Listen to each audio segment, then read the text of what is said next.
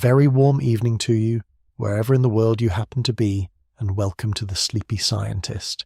It's lovely to have you here. Tonight we're travelling towards some of the darkest, densest, and most mysterious objects in the universe. Black holes. One quick favour before we begin. If you'd like more of this, our ebook is waiting over on the Sleepy Scientist website.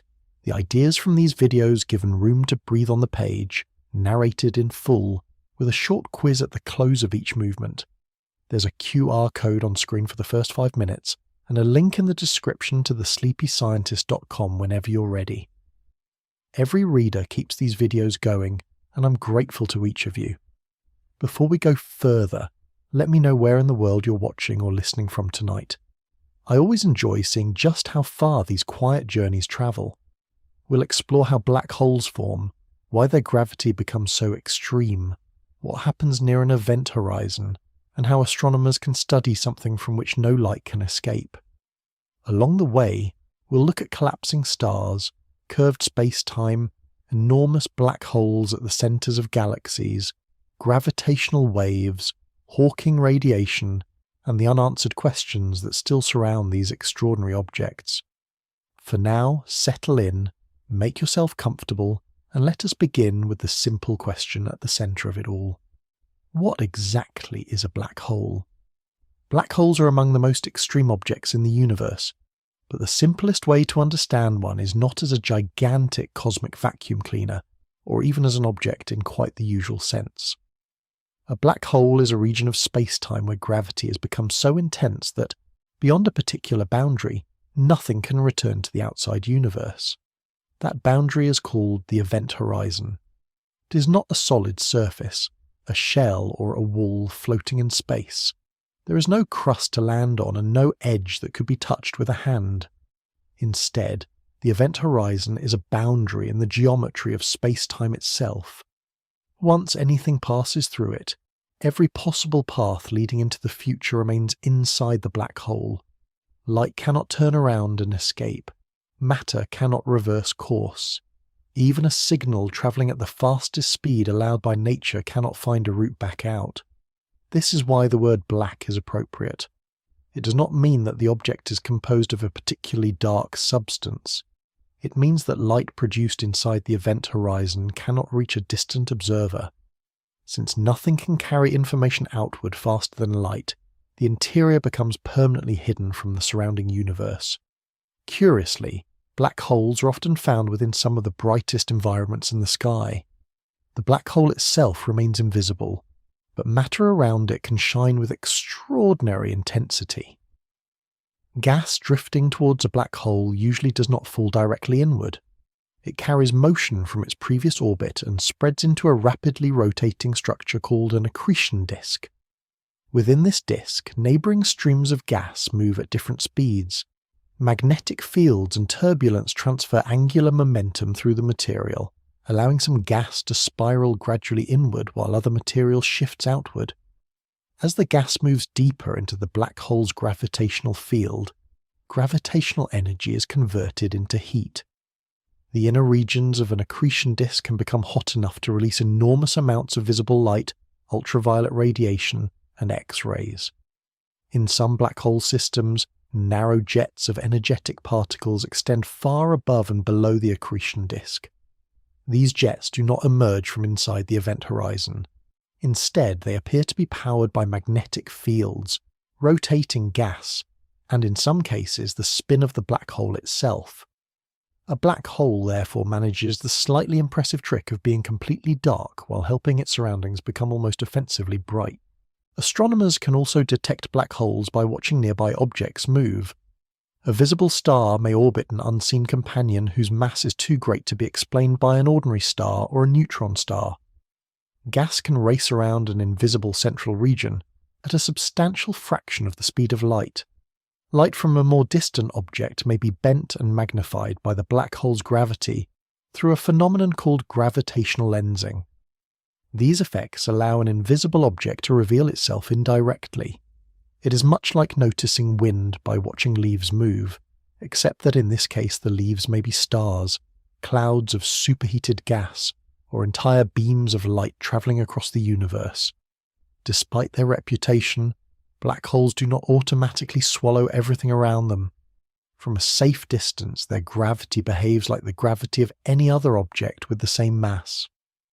If the Sun could somehow be replaced by a black hole containing exactly one solar mass, the planets would continue following almost the same orbits. Earth would not suddenly plunge inward. The serious inconvenience would be the loss of sunlight, which would rather overshadow the otherwise successful orbital demonstration. A black hole becomes dangerous only when an object travels close enough for the extreme curvature of space-time, intense radiation, or powerful tidal forces to matter. Objects can orbit outside the event horizon, just as planets orbit stars.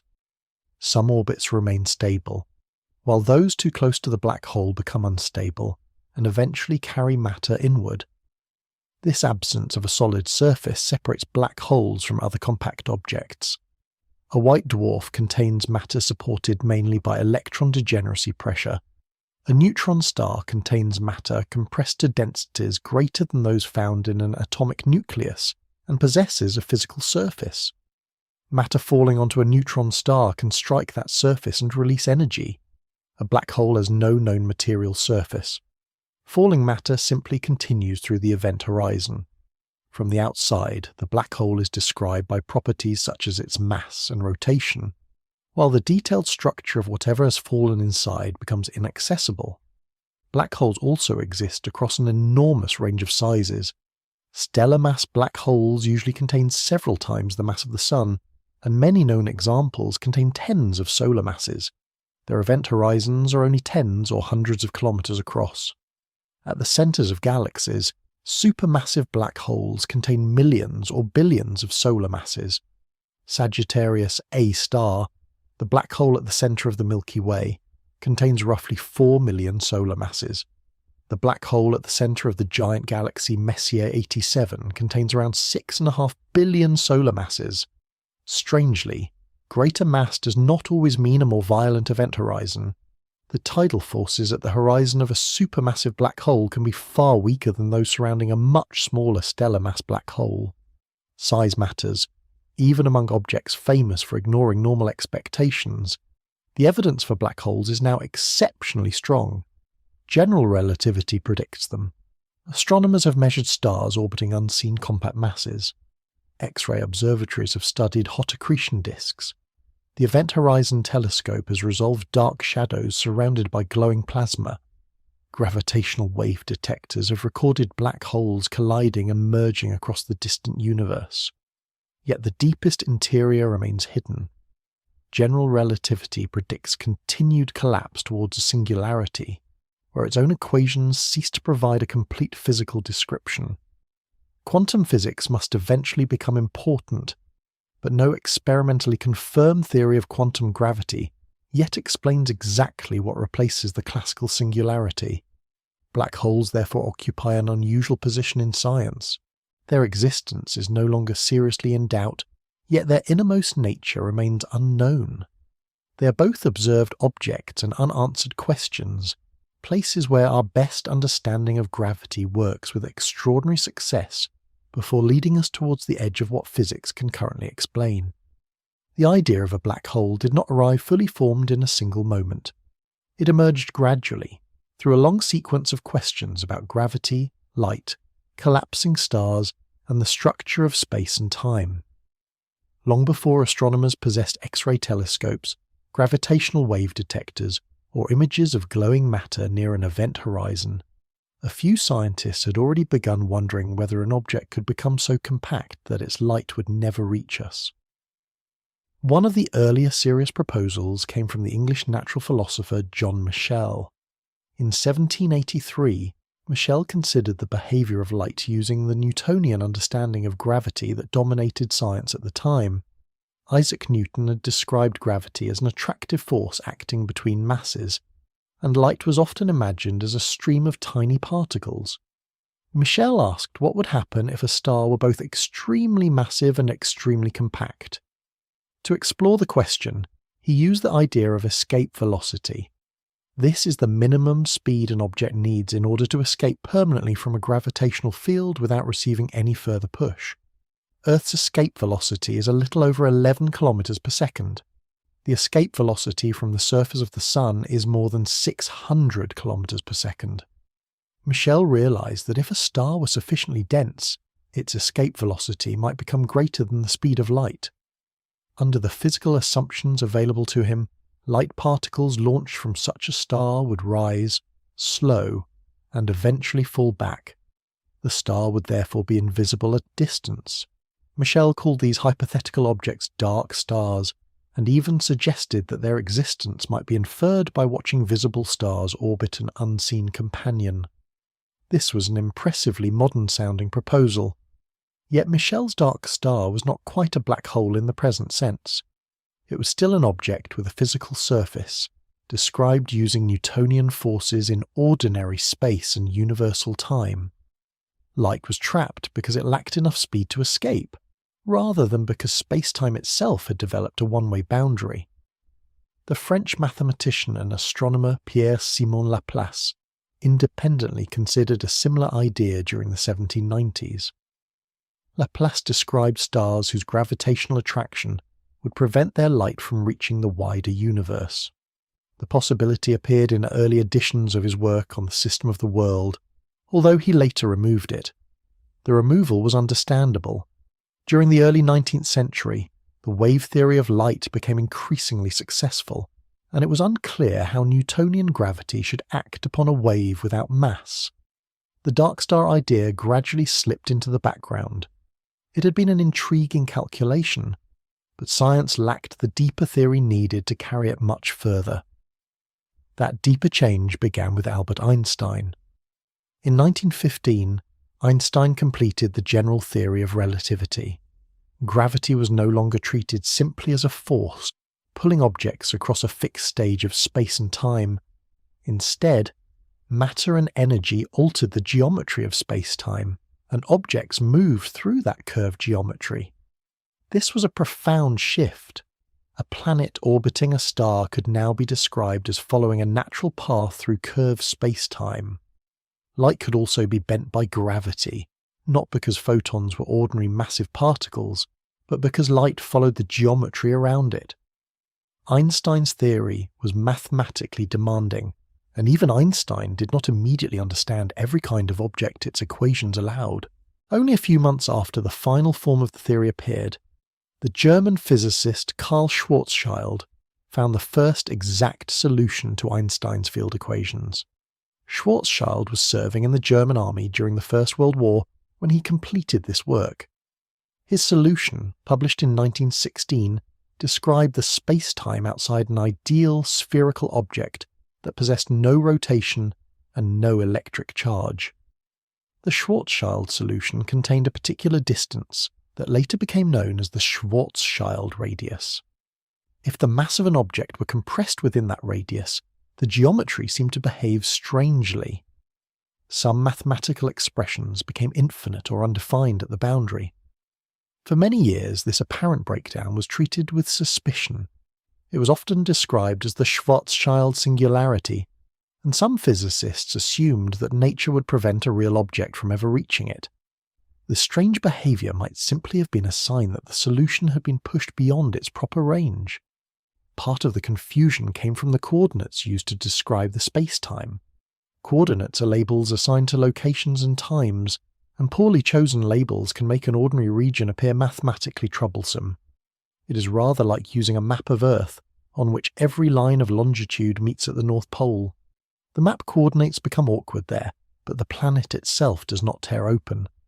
Later, work by physicists including Arthur Eddington, Georges Lemaitre, David Finkelstein, Martin Kruskal, and George Sekers showed that the apparent problem at the Schwarzschild radius could be removed by choosing more suitable coordinates. The boundary was not a physical singularity, it was an event horizon.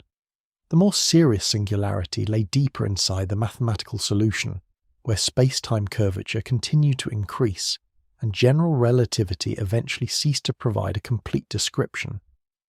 Even with this improved understanding, another question remained.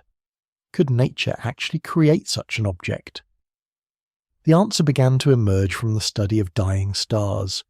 During the 1920s and 1930s, quantum mechanics revealed how certain compact stars could resist gravitational collapse.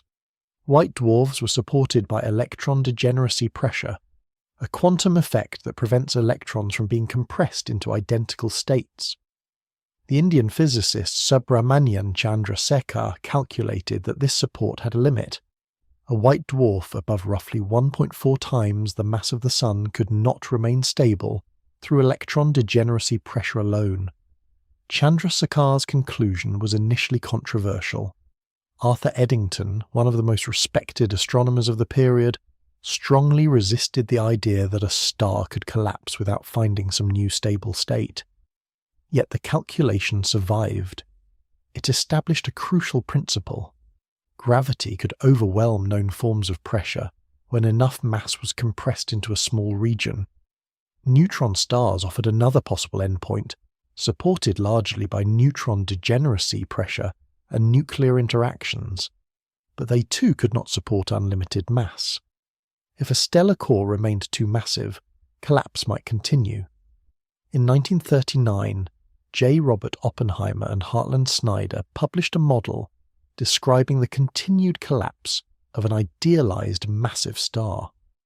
Their calculations showed that according to general relativity, the star could contract within its Schwarzschild radius and form a region from which light could no longer escape. To a distant observer, light from the collapsing surface would become increasingly redshifted and delayed.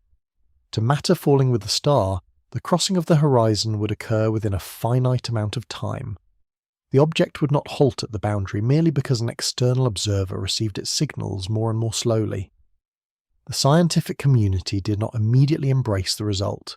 The model was highly simplified, the Second World War soon redirected attention, and many physicists regarded complete gravitational collapse as an exotic mathematical possibility. Interest returned during the 1960s, helped by advances in relativity and the discovery of energetic astronomical sources that demanded new explanations. Quasars, X-ray sources and compact stellar remnants made extreme gravity increasingly relevant to observation. The physicist John Archibald Wheeler became one of the most influential figures in this revival. During the late 1960s, he popularized the term black hole as a simple and memorable name for a region hidden behind a near-event horizon. The phrase had appeared before Wheeler adopted it, but his lectures and writings helped place it firmly within scientific language. By then, the concept had travelled far beyond Michel's dark star. It was no longer merely an object whose light happened to fall back under Newtonian gravity. It was a region defined by the causal structure of curved spacetime, formed through gravitational collapse and bounded by an event horizon. Nearly 2 centuries of work had transformed a speculative invisible star into one of the clearest and most remarkable predictions of modern physics. Gravity is often described as a force that pulls objects towards one another. That description works extremely well for everyday situations, from falling apples to the motion of planets, but Albert Einstein discovered that it was not the deepest explanation. In general relativity, gravity is understood as the curvature of space-time itself. The path towards this idea began with the equivalence principle. Einstein imagined a person standing inside a sealed room with no windows. If the room were resting on the surface of Earth, the person would feel their feet pressed against the floor by gravity.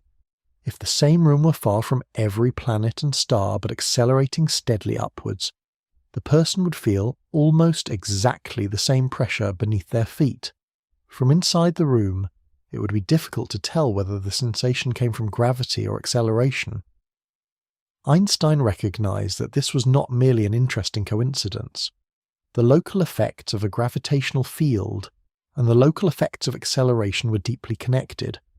A second version of the thought experiment places the room in free fall.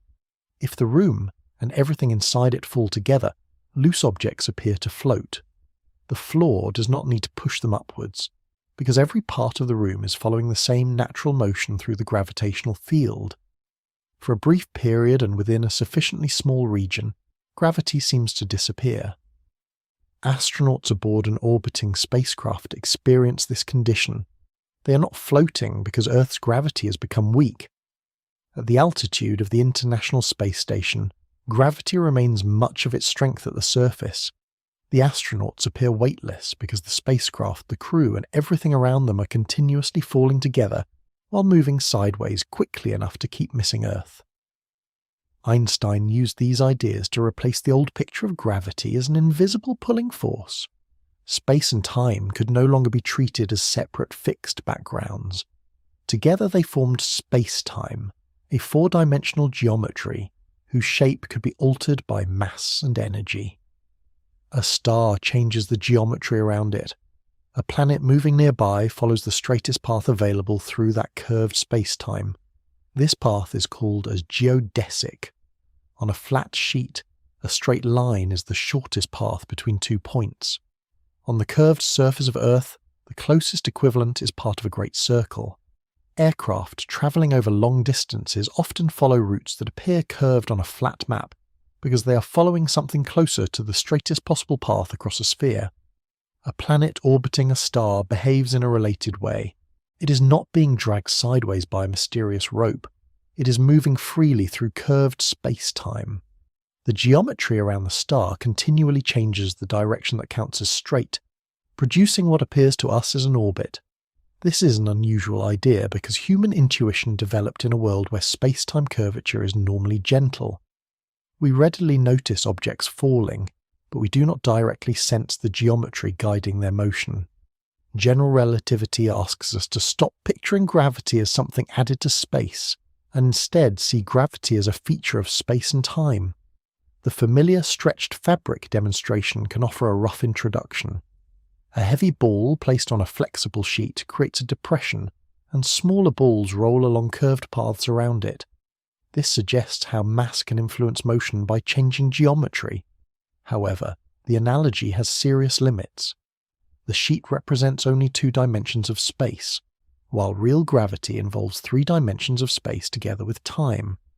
The smaller balls roll into the depression because Earth's gravity pulls them downwards, meaning that the demonstration quietly uses gravity to explain gravity. It can provide a visual hint, but it should not be mistaken for a literal model of the universe. The curvature of time is just as important as the curvature of space. Clocks run at different rates in regions with different gravitational conditions. A clock closer to a massive object runs more slowly relative to a clock farther away. This gravitational time dilation has been measured with extremely precise clocks and must be included in technologies such as satellite navigation. Near a black hole, the effect becomes enormous. Space and time are curved so strongly that the possible paths followed by matter and light are altered in ways that have no close equivalent in ordinary life. Light follows this geometry even though photons have no rest mass. In Newtonian language, it might seem puzzling that gravity can affect something without mass. General relativity removes the puzzle. Light travels along geodesics through space-time, and if space-time is curved, the path of light is curved as well. This produces gravitational lensing. A massive star, galaxy, cluster of galaxies, or black hole can bend light travelling from a more distant source. The result may be a distorted image, several images of the same object, a bright arc, or a nearly complete ring known as an Einstein ring. The bending becomes especially dramatic close to a black hole. Light may curve around the object, orbit temporarily along unstable paths, or cross the event horizon and never reach the outside universe. It is sometimes said that a black hole traps light because its escape velocity exceeds the speed of light. This language can be useful as an approximate bridge from Newtonian gravity, but it does not provide the full relativistic explanation. The problem is not that light tries to escape and simply moves too slowly. Light always moves locally at the speed of light. At the event horizon, space-time is curved so severely that every future directed path points inward or remains on the boundary.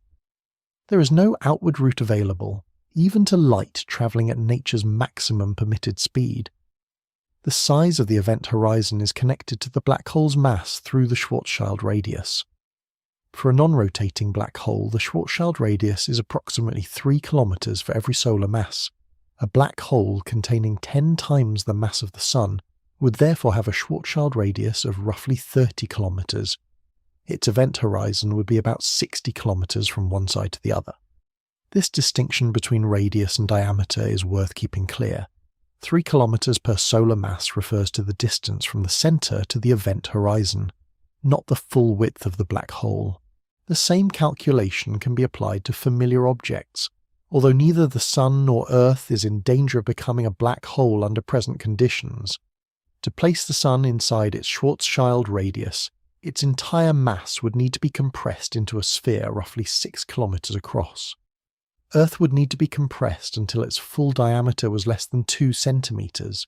The planet's mass would remain the same, but its matter would be confined to a region smaller than an ordinary marble. Achieving this would require circumstances far beyond anything available naturally on Earth, which is perhaps reassuring for anyone with plans later in the week. These comparisons show that black hole formation depends not only on mass, but on how tightly that mass is compressed. A diffuse cloud may contain enormous mass without forming a black hole because it extends across a vast region. The same mass forced inside its Schwarzschild radius creates an event horizon. One of the clearest ways to understand this boundary is through light cones. At every event in spacetime, a light cone represents the directions in which light and slower objects can travel into the future or from the past. Far from a black hole, future paths can point in many spatial directions. An object may move towards the black hole, away from it, or sideways around it, provided its motion remains slower than light. As the object approaches the horizon, the light cones tilt inward. Outward travel becomes increasingly difficult, not because of a wind or a physical current, but because the structure of possible future motion is changing. At the event horizon, the outward edge of the future light cone lies along the horizon itself. Inside it, every future-directed path points towards the interior. Turning around would require moving outside the light cone, which would mean travelling faster than light and violating the causal structure of relativity. The event horizon is therefore not a barrier that pushes objects back or drags them through by contact. It is a boundary beyond which the future has only inward destinations. This geometric view explains what makes black holes so distinct. They are not merely objects with exceptionally strong versions of ordinary gravity. They are regions where the curvature of space-time changes the available paths of matter, light, and information. General relativity turns gravity from a force acting within the universe into part of the architecture of the universe. Around a black hole, that architecture bends so deeply that one direction becomes inescapable, and the ordinary meaning of outward movement finally disappears. A black hole is often drawn as a dark sphere hanging in space, surrounded by a glowing ring of gas. It is a useful image, but it can also blur together several very different features.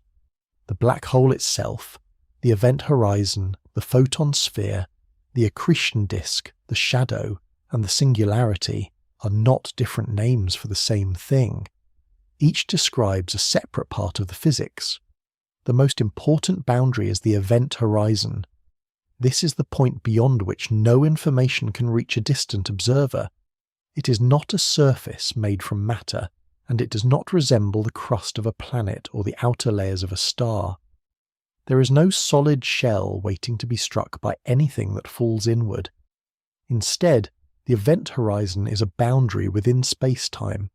Outside it, some future-directed paths can still lead away from the black hole.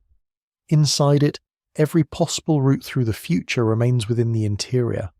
Light may still travel locally at the speed of light, but the geometry no longer provides an outward path capable of carrying that light back to the wider universe. The simplest mathematical model of a black hole is known as a Schwarzschild black hole. It is named after Carl Schwarzschild, who found the first exact black hole solution to Albert Einstein's general theory of relativity. This idealized object possesses mass but has no rotation and no electric charge. Real black holes are expected to rotate because the stars and clouds from which they form already contain angular momentum. However, the Schwarzschild model remains extremely useful because it presents the basic structure without the additional complications produced by spin. It is the black hole equivalent of beginning with a perfectly smooth sphere before considering all the ways nature prefers to make things slightly less cooperative. For a Schwarzschild black hole, the event horizon lies at the Schwarzschild radius. Its size depends directly on the mass of the black hole. Increasing the mass increases the radius, although the horizon itself remains an empty boundary rather than a material layer. Farther outside lies another important region called the photon sphere. Around a non-rotating black hole, the photon sphere is located at 1.5 times the Schwarzschild radius. At this distance, light can move along circular paths around the black hole. These circular paths are highly unstable. A perfectly placed ray of light could continue orbiting, but the slightest disturbance would change its fate. One small deviation might send it outward towards escape. Another might carry it inward across the event horizon. For this reason, the photon sphere should not be imagined as a permanent ring filled neatly with trapped light. Photons may circle the black hole several times, but stable long-term orbits are not available there. The region strongly bends light passing nearby and contributes to the complicated appearance of a black hole surrounded by luminous matter. Matter behaves differently because massive objects cannot follow exactly the same paths as light. Gas, dust, planets, or spacecraft can orbit farther out, but there is an inner limit beyond which circular matter orbits are no longer stable. This boundary is called the innermost stable circular orbit. For a non-rotating black hole, the innermost stable circular orbit lies at 3 times the Schwarzschild radius. Matter outside this distance may remain in a stable circular orbit. Once it travels inside, small disturbances tend to grow, and the material begins plunging towards the event horizon. This limit plays an important role in the structure of an accretion disk. Gas spiraling inward releases increasing amounts of energy as it descends into the black hole's gravitational field. Near the innermost stable circular orbit, the gas reaches tremendous speeds and temperatures. Much of the radiation produced by a feeding black hole comes from these innermost regions of the disk. The exact position of the innermost stable circular orbit changes when a black hole rotates. Around a rapidly spinning black hole, material travelling in the same direction as the rotation can orbit closer to the event horizon. This allows more gravitational energy to be converted into heat and radiation before the matter falls inward. The dark region seen in images of a black hole is usually called the black hole shadow. This shadow is not a direct picture of the event horizon, and it is not an image of the singularity. It is a larger dark area produced by the capture of light and the severe bending of surrounding light rays. Some photons emitted by hot gas travel towards the observer. Others are bent around the black hole. Some circle it before escaping, while many cross the event horizon and disappear from external view. Together, these paths create a bright ring around a central darkness. Because gravitational lensing enlarges the apparent dark region, the shadow is wider than the event horizon itself. For a Schwarzschild black hole, the shadow has a radius of roughly 2.5 times the Schwarzschild radius when viewed from a great distance. This distinction matters when examining the images created by the Event Horizon telescope. The dark centre does not mark the exact physical size of the horizon. It is the observational result of light moving through sharply curved space-time around the black hole. The Event Horizon telescope's images of the object at the centre of the galaxy, Messier 87, and Sagittarius, a star at the centre of the Milky Way, show glowing radio emissions surrounding a dark shadow. They reveal matter and magnetic fields close to the horizon, but they do not allow anyone to see through it. The apparent horizon is another related but distinct idea. An event horizon is defined using the entire future history of space-time. To determine with absolute certainty whether an event lies inside an event horizon, it would be necessary to know whether light from that event could ever escape, even in the distant future. An apparent horizon is defined more locally. It marks a surface from which outward-directed light is no longer expanding away at that moment. In a perfectly settled and unchanging black hole, the apparent horizon and event horizon may coincide. During a collapse or merger, they can differ. At the centre of the classical Schwarzschild solution lies the singularity. General relativity predicts that matter falling inward reaches a region where space-time curvature becomes unbounded. Familiar quantities within the theory cease to remain well behaved, and the equations can no longer provide a complete account of what occurs. The singularity should not be treated as a small ball of infinitely dense matter that has been directly observed. It is better understood as a warning from the mathematics that classical general relativity has reached its limit. A theory of quantum gravity may replace the singularity with a different physical state, but no experimentally confirmed description yet exists. Around all of this may lie an accretion disk, a corona of extremely hot particles, magnetic fields, winds, and powerful jets. None of these structures is part of the black hole itself. They belong to the surrounding environment. The jets do not emerge from inside the event horizon. They are launched from the region outside it, where rotating plasma and magnetic fields can redirect energy into narrow beams travelling away from the black hole. In active galaxies, these jets may extend for thousands or even millions of light years. A black hole system can therefore be one of the brightest objects in the observable universe. The horizon emits no ordinary light, yet the matter outside it may glow more intensely than entire galaxies. Understanding the anatomy of a black hole means keeping these features separate. The event horizon is the boundary of no return. The photon sphere contains unstable paths for light. The innermost stable circular orbit limits stable matter orbits. The shadow is the enlarged darkness created by captured and distorted light. The accretion disk is hot matter outside the black hole. The singularity is where classical theory ceases to give a complete answer. Together, these regions create the strange appearance associated with black holes, but they do not form a single solid object. A black hole is better understood as a structure within space-time, surrounded by matter whose light allows the hidden geometry to reveal itself. A massive star spends most of its life in a delicate balance between two opposing tendencies. Gravity pulls every layer inward, trying to compress the star into a smaller and denser object.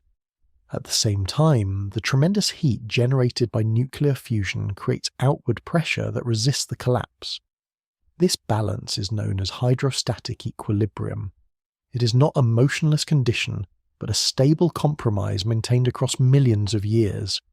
Gravity never stops pulling inward, and the core must continually release energy to prevent the star from contracting beneath its own weight.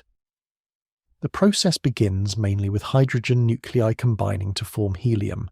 Fusion converts a small amount of mass into energy, and that energy gradually works its way outward through the star before escaping as light and heat. A very massive star consumes its nuclear fuel much faster than a smaller star. Its stronger gravity compresses the core more intensely, raising the temperature and accelerating the rate of fusion. Despite possessing far more fuel than the Sun, it may survive for only a few million years rather than many billions. When hydrogen in the core becomes depleted, the balance changes. The core contracts and grows hotter, allowing helium to fuse into heavier elements such as carbon and oxygen. In sufficiently massive stars, this sequence continues through several stages. Carbon, neon, oxygen, and silicon can all become nuclear fuels under the right conditions. Each stage operates at a higher temperature and lasts for a shorter period than the one before it. Hydrogen burning may continue for millions of years, while the final silicon burning stage may last only days. The aging star develops a layered interior, sometimes compared to an onion. Different shells fuse different elements, surrounding an increasingly heavy core. At the center, silicon fusion eventually creates elements belonging to the iron group, particularly iron and nickel. This marks a decisive limit. Fusion releases energy when light atomic nuclei combine into more tightly bound nuclei, but iron lies near the peak of nuclear binding energy. Fusing iron into still heavier elements does not provide the star with a useful new supply of energy. Instead, it requires energy. The core can no longer support itself by beginning another profitable round of ordinary fusion. As iron group material accumulates, gravity gains the advantage. Quantum mechanics provides one final source of resistance. Electrons are particles known as fermions, and the Pauli exclusion principle prevents identical fermions from occupying precisely the same quantum state. When matter is compressed, this restriction creates electron degeneracy pressure. Electron degeneracy pressure supports white dwarfs, but it cannot resist any amount of gravity. Subramanian Chandrasekhar showed that a white dwarf has an upper stable mass of roughly 1.4 times the mass of the Sun, although the precise value depends on its composition and rotation. A collapsing massive stellar core can pass beyond this limit. Electrons are driven into protons, producing neutrons and neutrinos. The core contracts from something roughly comparable in size to Earth into an object only a few tens of kilometers across. Neutron degeneracy pressure and the short-range behavior of the strong nuclear interaction can halt the collapse temporarily, creating a neutron star. The material inside becomes extraordinarily dense. A small amount of it would possess an almost unreasonable mass by everyday standards, although fortunately neutron star matter is not available by the teaspoon. The collapse releases an enormous amount of gravitational energy, much of it carried away by neutrinos. The inner core stiffens and rebounds, while shock waves move outward through the surrounding layers. Neutrinos and turbulent motion can help revive the shock, producing a core collapse supernova. The explosion may eject much of the star into space, creating heavy elements and enriching the surrounding interstellar gas. What remains depends strongly on the mass of the core and the amount of material successfully expelled. A neutron star also has an upper mass. The corresponding limit is known as the Tolman, Oppenheimer and Volkoff limit, named after Richard Tolman, J. Robert Oppenheimer and George Volkoff. Unlike the Chandrasekhar limit, its exact value remains uncertain, because physicists do not yet fully understand how matter behaves at the extreme densities found inside neutron stars. Observations and theoretical models suggest that the maximum stable neutron star mass is probably a little above twice the mass of the Sun, although the precise boundary depends on the equation of state of ultra-dense matter. If the surviving core exceeds this limit, no known pressure can maintain a stable neutron star. Collapse continues, and an event horizon forms. The result is a stellar mass black hole. This process does not always produce a spectacular visible explosion. In some stars, the outward shock may be too weak to eject the surrounding material. Matter that initially moves outward can fall back onto the compact remnant, increasing its mass. This process is called fallback and may transform a newly formed neutron star into a black hole. Some very massive stars may undergo direct collapse. Their cores form black holes while much of the surrounding star falls inward, producing a faint or failed supernova rather than the brilliant explosion usually associated with stellar death. The final outcome cannot be predicted from the star's birth mass alone. Chemical composition affects the strength of stellar winds. Stars containing fewer heavy elements often lose less mass during their lives, and may therefore leave heavier remnants. Rotation can alter internal mixing and the structure of the collapsing core. Magnetic fields can transfer angular momentum and influence the explosion. A companion star may remove the outer layers, donate new material, or merge with the star entirely. Binary interaction is especially important because many massive stars live in pairs or larger systems. One star may transfer gas to the other, changing both of their masses and evolutionary paths. Two stars may merge before either collapses. A black hole may later gain additional mass from a companion, or eventually collide with another black hole. Stellar mass black holes commonly contain several to several tens of times the mass of the Sun. Some are known through X-ray binary systems, in which gas from a companion star becomes heated as it spirals inward. Others remain dark and isolated, revealing themselves only through their gravitational influence. The Laser Interferometer. Gravitational Wave Observatory and Virgo have detected mergers involving black holes considerably heavier than many examples previously known from X-ray astronomy. These observations have shown that nature creates a broad population of stellar black holes through several different evolutionary routes. Their masses preserve clues about the lives of the stars that formed them. Stellar winds, supernova explosions, direct collapse, fallback, binary mass transfer, and mergers all leave signatures in the final population. A stellar black hole is therefore not produced by a single universal sequence. It is the outcome of gravity gradually overcoming every available source of support, shaped by the star's mass, composition, rotation, companions, and final moments. The star shines because gravity compresses matter until fusion begins. Much later, when fusion can no longer maintain the balance and quantum pressure reaches its limit, the same gravity may complete the process by closing an event horizon around what remains. Black holes are usually grouped into families according to their mass, although the boundaries between those families are not perfectly sharp. The underlying object is the same in every case, a region of spacetime surrounded by an event horizon. What changes is the amount of mass contained within that horizon, the way the black hole may have formed, and the environment in which it is found. The most familiar group is made up of stellar mass black holes. These objects are generally produced when the core of a massive star collapses after exhausting the fuel needed to support itself. Their masses typically range from several times the mass of the Sun to several tens of solar masses, although some examples extend beyond that broad range. Many stellar mass black holes are discovered in binary systems.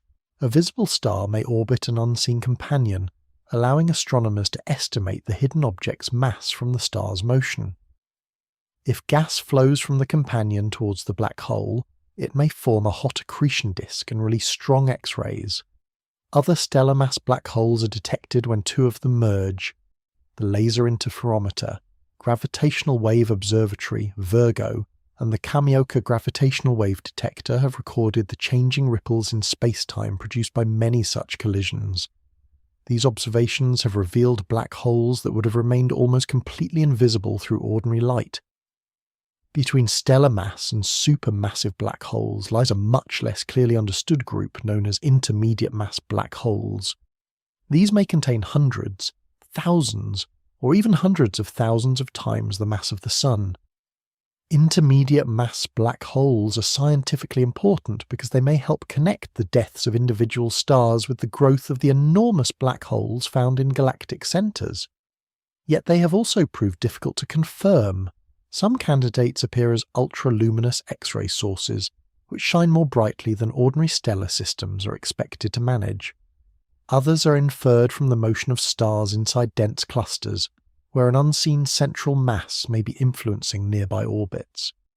Gravitational wave observations have also revealed mergers that may involve unusually massive stellar black holes or objects entering the intermediate range. The event known as Gravitational Wave 1905-21 produced a remnant containing roughly 140 solar masses, making it one of the strongest examples of a black hole entering the intermediate category. Even so, many individual candidates remain debated. Dense clusters contain large numbers of stars and stellar remnants, whose combined gravity can sometimes imitate the effects of a single central black hole. Astronomers therefore look for several independent lines of evidence before treating a candidate as secure. At the largest end of the scale are supermassive black holes. These contain millions or billions of times the mass of the Sun and are found at the centres of most large galaxies. Sagittarius A star, at the centre of the Milky Way, contains roughly 4 million solar masses. The black hole in the galaxy Messier 87 contains around 6.5 billion solar masses. Even larger examples have been inferred in exceptionally massive galaxies and luminous quasars. Supermassive black holes are not simply scaled-up stellar remnants with a fully understood origin. Some may have grown from smaller seeds through accretion and mergers, while others may have begun as the direct collapse of very large gas clouds. Their early formation remains one of the major unanswered questions in astronomy. A black hole's family does not determine whether it is bright or dark. That depends mainly on its surroundings. An actively feeding black hole may be surrounded by glowing gas, intense X-rays, magnetic fields, winds, and relativistic jets. A dormant black hole receives very little material and may produce almost no detectable radiation. Sagittarius A star is relatively quiet compared with the active black holes powering quasars, even though it remains a supermassive object. The black hole has not become less massive, it simply has less nearby material falling towards it. Dormant stellar mass black holes may be especially difficult to find when they have no companion star and no accretion disk. They may drift through the galaxy almost completely unseen, revealing themselves only through gravitational lensing or a chance interaction with surrounding matter. Not every black hole is expected to remain at the centre of a system. Wandering black holes may move through the outskirts of galaxies or between dense groups of stars. Galaxy mergers can bring two central black holes together. Before they finally merge, gravitational interactions may displace one or both from the new galactic centre. The merger itself can emit gravitational waves unevenly, giving the resulting black hole a recoil velocity like a powerful cosmic kick. In extreme cases, this recoil could send a black hole far from the centre of its galaxy, or even eject it entirely. Smaller black holes may also be scattered through interactions in dense star clusters, producing a hidden population moving between the stars. Another proposed family is far more speculative. Primordial black holes would not have formed from dying stars at all. They may have arisen during the early universe, when unusually dense regions could, in theory, have collapsed directly under their own gravity. Stephen Hawking and other physicists explored this possibility during the 20th century. Depending on their formation conditions, primordial black holes might have possessed an enormous range of masses, from far below that of an asteroid to many times the mass of the Sun. They have also been proposed as a possible component of dark matter. However, observations of gravitational lensing, the cosmic microwave background, stellar systems and Hawking radiation have restricted many possible mass ranges. No primordial black hole has been confirmed. At an even smaller scale are hypothetical microscopic black holes. Some speculative theories involving additional dimensions of space have suggested that extremely high-energy particle collisions might briefly create tiny horizons. Particle accelerators, such as the Large Hadron Collider, have searched for effects associated with these ideas, but no evidence for microscopic black holes has appeared. Under conventional physics, the collision energies available to humanity are nowhere near sufficient to create a lasting dangerous black hole. If microscopic black holes could form under such exotic conditions, Hawking radiation would be expected to make them evaporate extremely quickly. Nature also produces cosmic ray collisions at energies beyond those achieved in laboratories, and Earth has endured them for billions of years without becoming noticeably more black hole-shaped. The different families of black holes therefore range from well-established stellar and supermassive objects to uncertain intermediate populations and highly speculative primordial or microscopic possibilities. Together they show that black holes are not confined to a single size, origin or environment, but may occupy an extraordinary range across the universe. Matter approaching a black hole rarely falls directly towards it in a perfectly straight line. Gas, dust and stars are already moving through space, carrying angular momentum from their previous orbits. As this material is drawn closer, it begins circling the black hole and spreads into a flattened, rapidly rotating structure called an accretion disk. The same basic principle can be seen in many rotating systems. A cloud collapsing under gravity spins more quickly as it contracts, rather like a skater drawing in their arms. Around a black hole, this motion can become extraordinarily fast. Gas in the innermost regions may travel at a substantial fraction of the speed of light. Angular momentum also prevents the material from simply dropping through the event horizon. To spiral inward, the gas must transfer some of its angular momentum elsewhere. Material losing angular momentum can move closer to the black hole, while material gaining it shifts farther outward. This transfer is often described using the familiar language of friction, although an accretion disk is not rubbing against a solid surface. The gas is ionized into plasma, and magnetic fields thread through it. Differences in orbital speed stretch and twist those fields, creating turbulence and stresses that connect neighbouring regions of the disk. A process called the magneto-rotational instability is thought to play a major role. It allows weak magnetic fields to disturb the rotating plasma, producing magneto-hydrodynamic turbulence. This turbulence transports angular momentum outward and permits matter to drift gradually inward.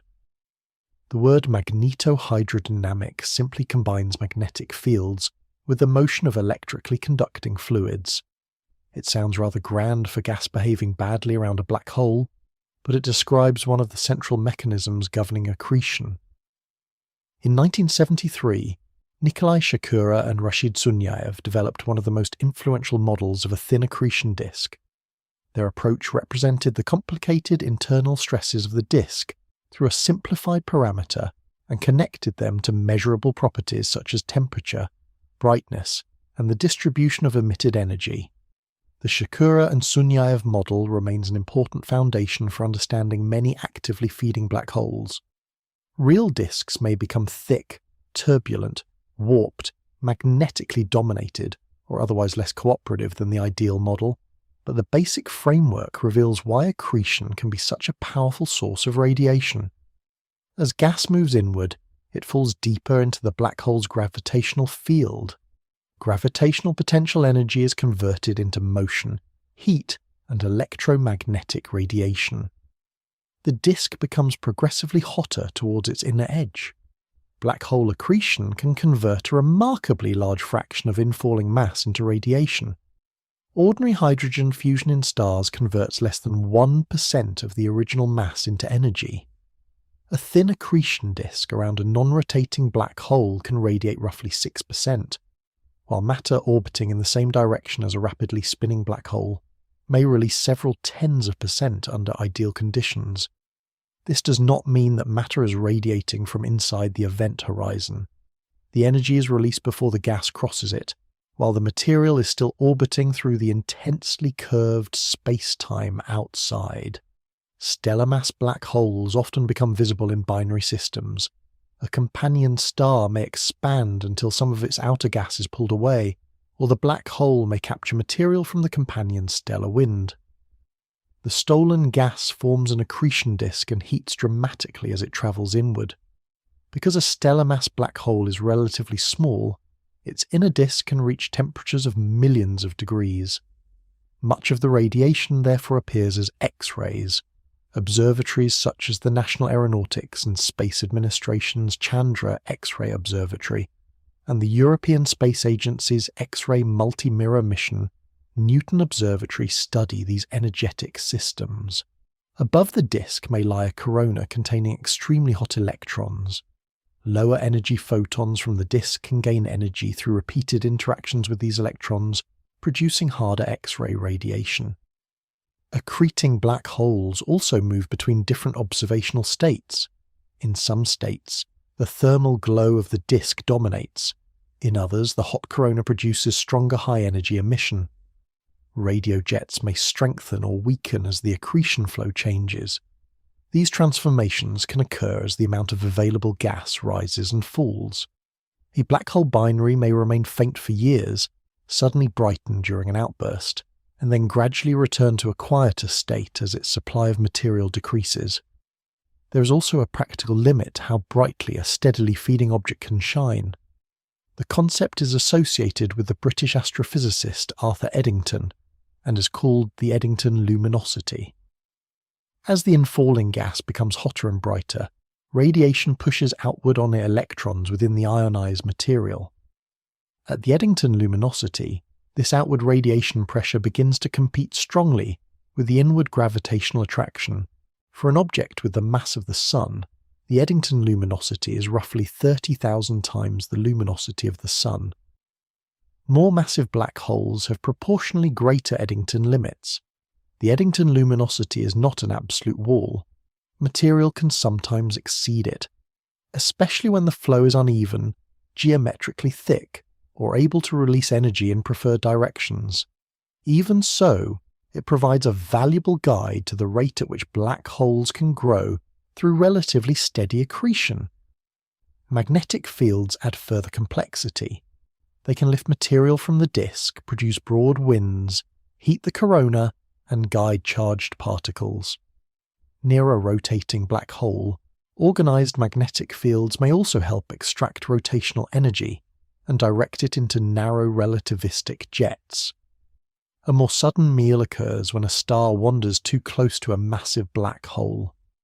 The difference in gravity between the near and far sides of the star can become greater than the star's own self-gravity. The star is stretched and torn apart in a tidal disruption event. Some of the stellar debris escapes, while the remainder follows elongated orbits and gradually forms a temporary accretion flow. As the gas collides, heats, and falls inward, it can produce a brilliant flare lasting months or years. These events briefly illuminate black holes that may previously have been dormant. The darkness itself remains invisible, but the violent rearrangement of matter around it creates one of astronomy's brightest signals. An accretion disk is therefore not merely decoration surrounding a black hole. It is the working machinery through which angular momentum, gravity, magnetic fields, heat, and radiation become connected. The black hole contributes no ordinary light of its own, yet matter approaching the horizon can transform its descent into an extraordinary display of energy. Real black holes are unlikely to remain perfectly still. The stars, gas clouds, and compact objects from which they form already possess angular momentum, so a newly created black hole should inherit at least some of that rotation. Once spin is included, the surrounding spacetime becomes more complex than the simple picture provided by a non-rotating Schwarzschild black hole. In 1963, the New Zealand mathematician Roy Kerr found an exact solution to Albert Einstein's field equations, describing the spacetime around a rotating black hole. The Kerr solution became one of the most important discoveries in general relativity, because it provided a model much closer to the black holes expected in nature. A rotating black hole does more than spin within spacetime. It drags the surrounding spacetime around with it. This effect is known as frame dragging. Far from the black hole, frame dragging is weak. Closer to the event horizon, it becomes powerful enough to influence every nearby path. Matter, light, magnetic fields, and even the orientation of orbiting systems are affected by the rotation of the geometry itself.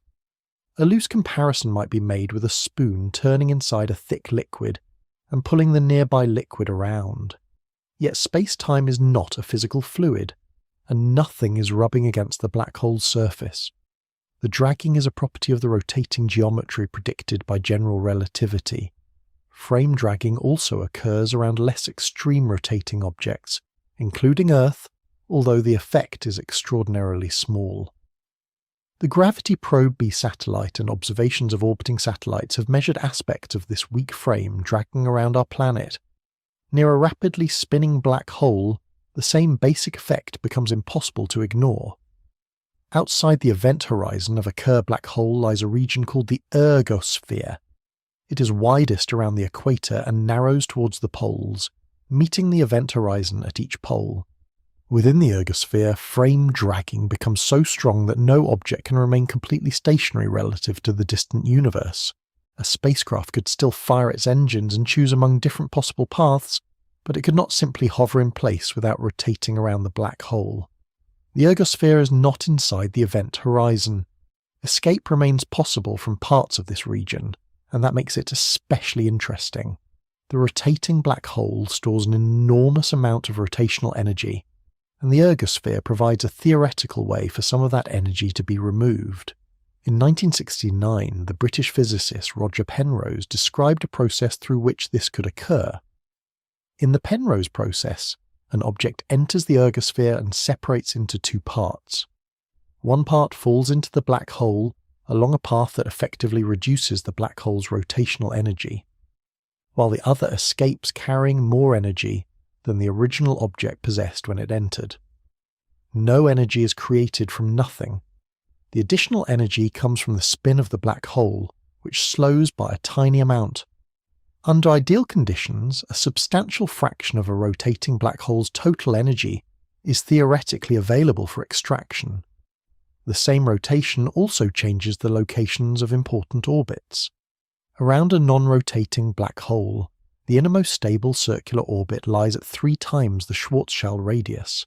Around a Kerr black hole, its location depends on whether matter travels with or against the direction of the spin.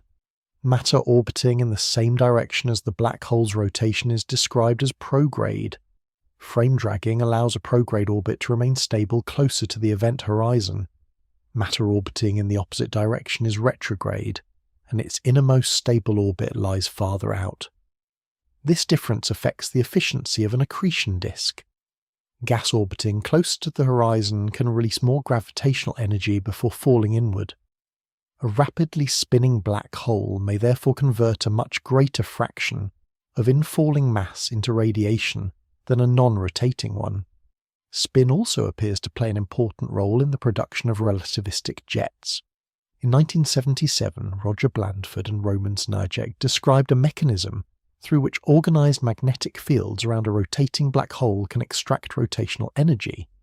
The magnetic fields are carried and twisted by electrically conducting plasma around the black hole. Frame dragging wins those fields through the rotating spacetime, generating electromagnetic forces that can channel energy outward along the black hole's rotational axis. The resulting jets may launch charged particles at speeds close to the speed of light. In active galaxies, these narrow beams can travel for thousands or even millions of light years. The energy does not emerge from inside the event horizon. It is extracted from rotation through magnetic fields acting in the region outside it. The mathematical interior of a Kerr black hole is stranger than that of the Schwarzschild model. The exact solution contains an outer event horizon and a second boundary known as an inner horizon. At the centre, the classical singularity takes the form of a ring rather than a single point. The idealized mathematics suggests that paths might pass through the ring into other regions of spacetime. However, these possibilities should not be confused with reliable descriptions of real black holes. The inner horizon appears to be unstable. Even tiny amounts of infalling radiation and matter may become enormously amplified through a process known as mass inflation. Realistic rotating black holes may therefore develop violent internal conditions, quite unlike the perfectly smooth Kerr solution. Quantum gravity is also expected to become important where classical general relativity predicts singular behavior.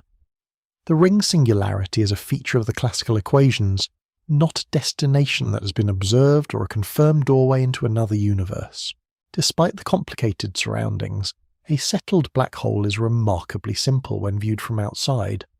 Work by Werner Israel, Brandon Carter, David Robinson, and other physicists helped establish what became known as the no-hair principle. In general relativity, a stable, isolated black hole is largely characterized by only 3 measurable properties: its mass, its angular momentum, and its electric charge.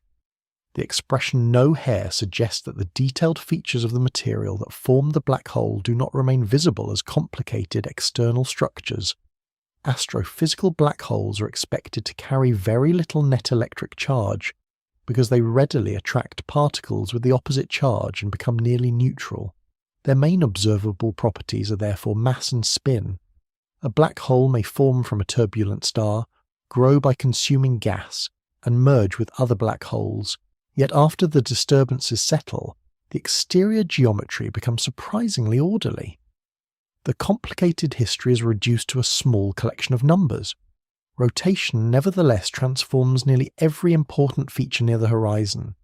It twists space-time, reshapes stable orbits, creates the ergosphere, stores extractable energy, and helps magnetic fields power some of the largest jets in the universe.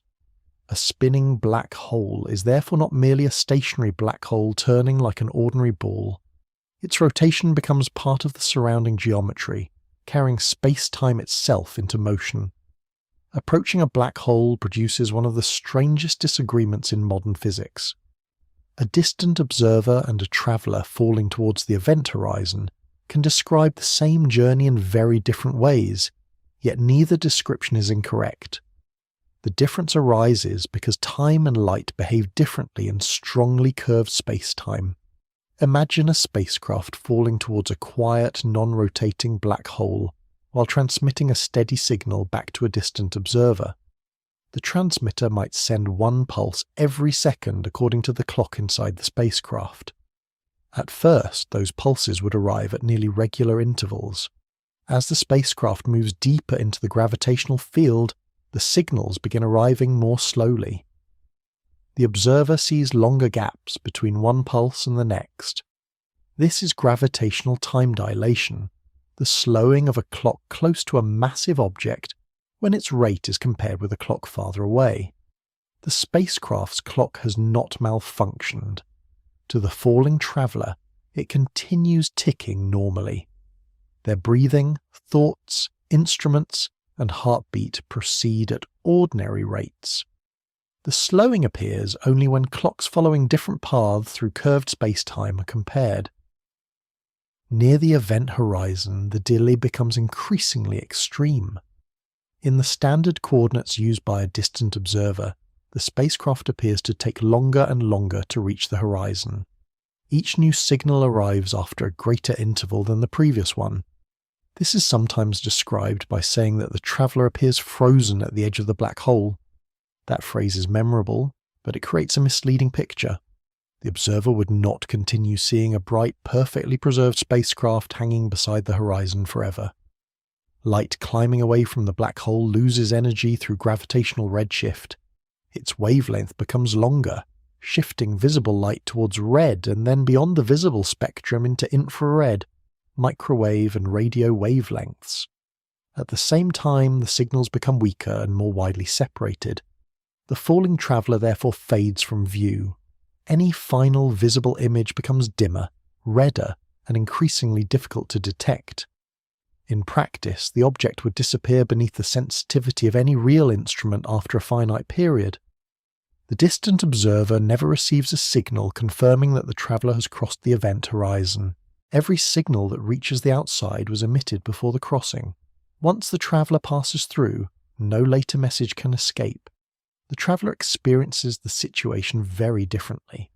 Their own wristwatch does not slow. If the black hole is sufficiently large and the surrounding environment is quiet, they may cross the event horizon without noticing a sudden local event. There is no solid surface to strike, no flash announcing the crossing, and no line painted across space. An idealized traveller in free fall would feel locally weightless because both the spacecraft and everything inside it are following geodesics through space-time. This does not mean that the event horizon is unreal. It is a genuine causal boundary, but it is not normally detectable through a simple local measurement performed at the moment of crossing. Its significance becomes clear only when considering whether future signals can reach the distant universe. The apparent disagreement between the two observers comes from their different measurements of space and time. General relativity does not provide one universal clock that everyone must share. Each observer measures proper time along their own path through space-time. For the distant observer, signals from near the horizon become increasingly delayed and redshifted. For the falling traveller, the horizon is crossed after a finite amount of personal time. These are not competing opinions about the same universal sequence. They are measurements made along different trajectories through curved space-time. Neither observer sees the traveller move backwards in time, and no local law of physics is broken. The oddness comes from trying to combine two valid perspectives using everyday assumptions about time that no longer apply near a black hole. the journey may nevertheless become physically unpleasant because of tidal forces. Gravity does not act with exactly the same strength across an extended object. The side closer to the black hole experiences a stronger gravitational effect than the side farther away. For a person falling feet first, the feet would tend to accelerate inward more strongly than the head. This difference stretches the body along the direction of fall. At the same time, nearby paths converge sideways, producing compression across the body. The combination of lengthwise stretching and sideways squeezing is informally called spaghettification. The name is slightly cheerful considering the circumstances, but it describes a genuine consequence of space-time curvature. Tidal force depends not merely on the strength of gravity at one point, but on how rapidly that strength changes across a distance. This distinction explains why the mass of the black hole matters so greatly. A stellar mass black hole has a relatively small event horizon. Near that horizon, the gravitational field changes enormously over a distance comparable to the height of a human body. The resulting tidal forces could tear apart a traveller before or near the crossing. A supermassive black hole has a much larger horizon. Its gravity is powerful, but the change in gravity across a human-sized object at the horizon can be comparatively gentle. A traveller might cross the event horizon of a sufficiently massive black hole without immediate spaghettification. This may seem backwards.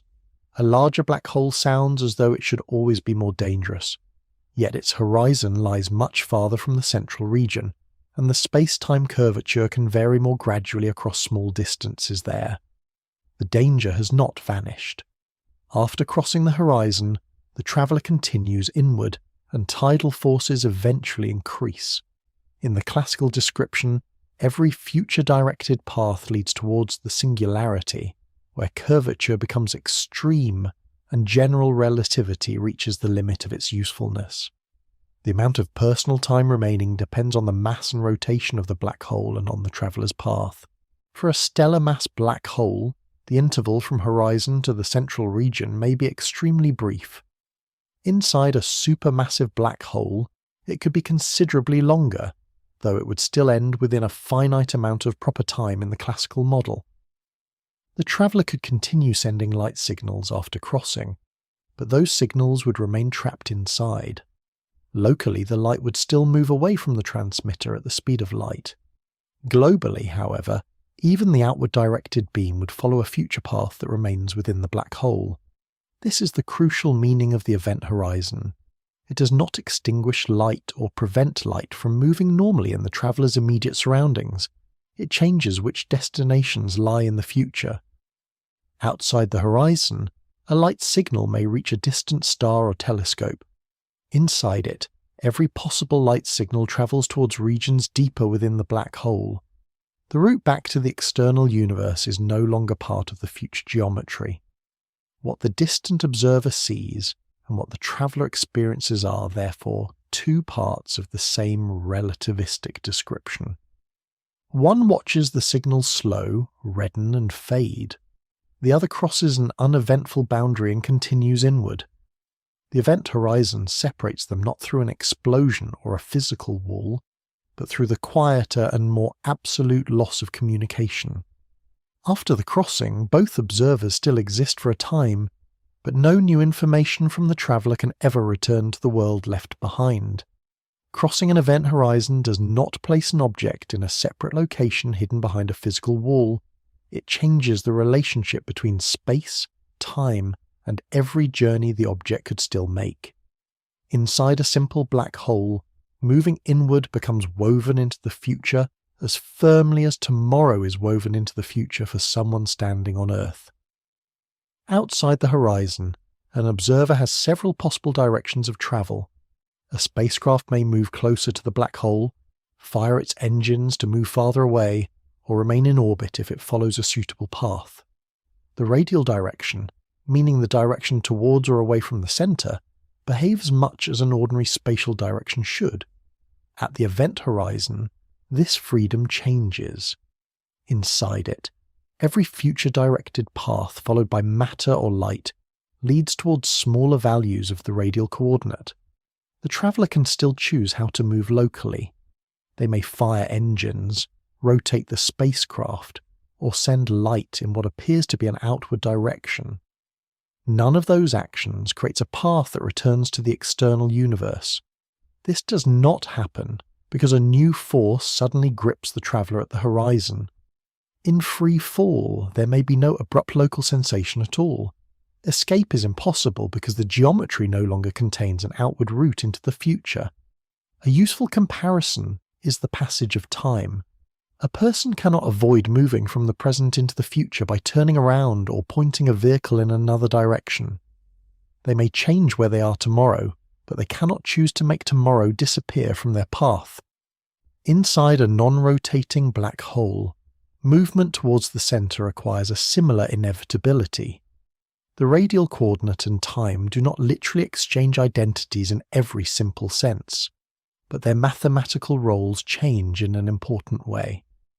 Outside the horizon, remaining at a fixed distance can be possible. Inside it, remaining at a fixed radius would require a path that is no longer physically available to matter or light. The event horizon therefore marks a causal boundary. Causality concerns which events can influence which other events. Once the horizon has been crossed, an event inside the black hole can affect other events deeper within it, but it cannot influence any event in the distant external universe. An observer inside may still receive light from outside. They might watch radiation and falling matter arriving behind them, at least for a time. Communication becomes one way. Information can enter the black hole, while no ordinary signal can return. According to classical general relativity, the inward journey eventually reaches the region described as a singularity. The word can suggest a small object sitting at the centre, but that picture is too simple. In the mathematical description, the singularity marks the failure of spacetime paths to continue in the usual way. This idea became much clearer through the work of Roger Penrose. Earlier studies of gravitational collapse often relied on perfectly spherical stars and carefully simplified conditions. It remained possible to wonder whether singularities appeared only because those models were unrealistically neat. Penrose developed a more general approach. His singularity theorem, published during the 1960s, showed that when sufficient matter collapses and a trapped surface forms under broad classical conditions, spacetime becomes geodesically incomplete. A trapped surface is a region from which even outward-directed light rays are forced to converge rather than spread away. Once such a surface forms, the geometry indicates that collapse has passed a profound threshold. Geodesic incompleteness means that at least some freely falling paths cannot be extended indefinitely into the future. They end after a finite amount of proper time, even though the traveller following the path has not simply reached the edge of a conventional object. This result was more powerful than a claim that density becomes infinite at a particular point. It showed that general relativity predicts its own inability to describe every future path under realistic conditions of collapse. The singularity should therefore be treated cautiously. Classical equations may describe spacetime curvature increasing without limit, but this does not prove that nature contains a literal point of infinite density. Infinity in a physical theory often signals that the theory is being used beyond the domain in which it can provide a complete answer. No distant astronomer can observe the singularity directly. The event horizon blocks all returning information from the interior. Telescopes can examine matter just outside the horizon, measure the black hole's mass and spin, and study the gravitational influence it produces, but they cannot receive a message from the deepest region.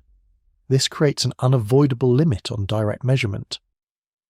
The exact geometry, density, and fate of matter after it crosses the event horizon cannot be checked in the same way as the surface of a star or the interior of a planet.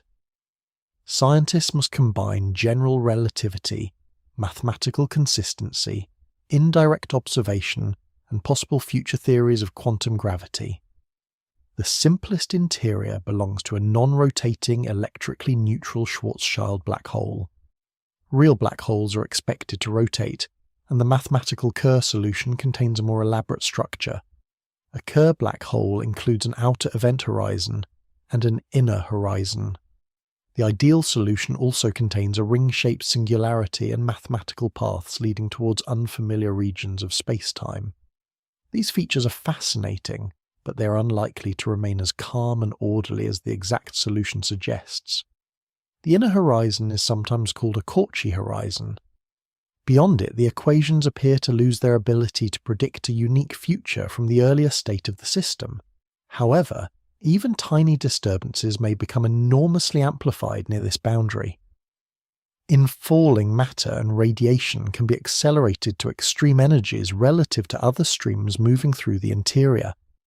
This effect may drive a process known as mass inflation, in which the internal gravitational field grows violently. Work by Eric Poisson and Werner Israel helped clarify how this instability could destroy the smooth inner horizon predicted by the idealized rotating solution. A realistic black hole contains radiation, particles, and disturbances, so its interior may be far less navigable than the untouched mathematics first appears. Electrically charged black hole solutions also contain outer and inner horizons, but large astrophysical black holes are expected to remain nearly electrically neutral. Any substantial charge would attract particles carrying the opposite charge, rapidly reducing the imbalance. Another deep question concerns whether a singularity must always remain hidden.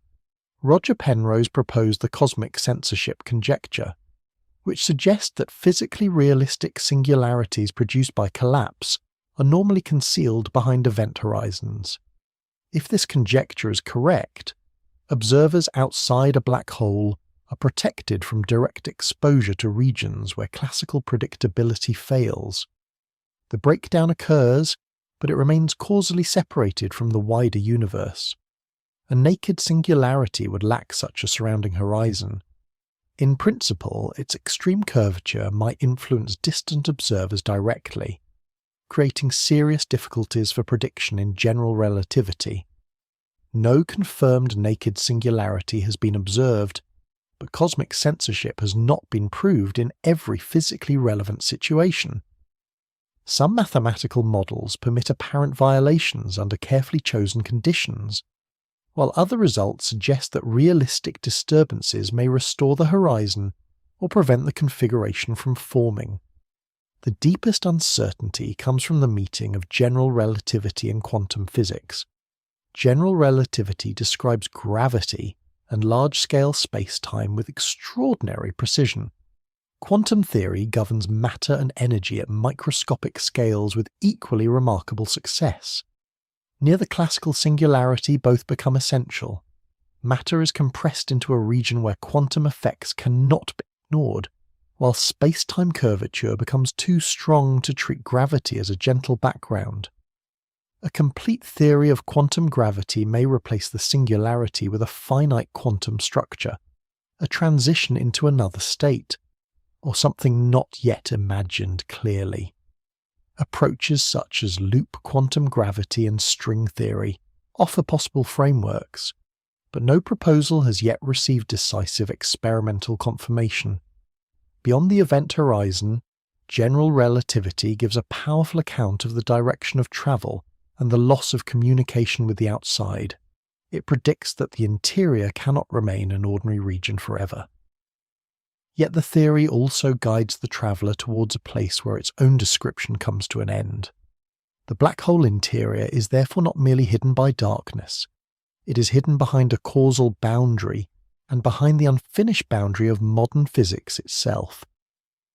At the centre of most large galaxies lies an object so massive that millions or even billions of suns could be contained within its gravitational influence.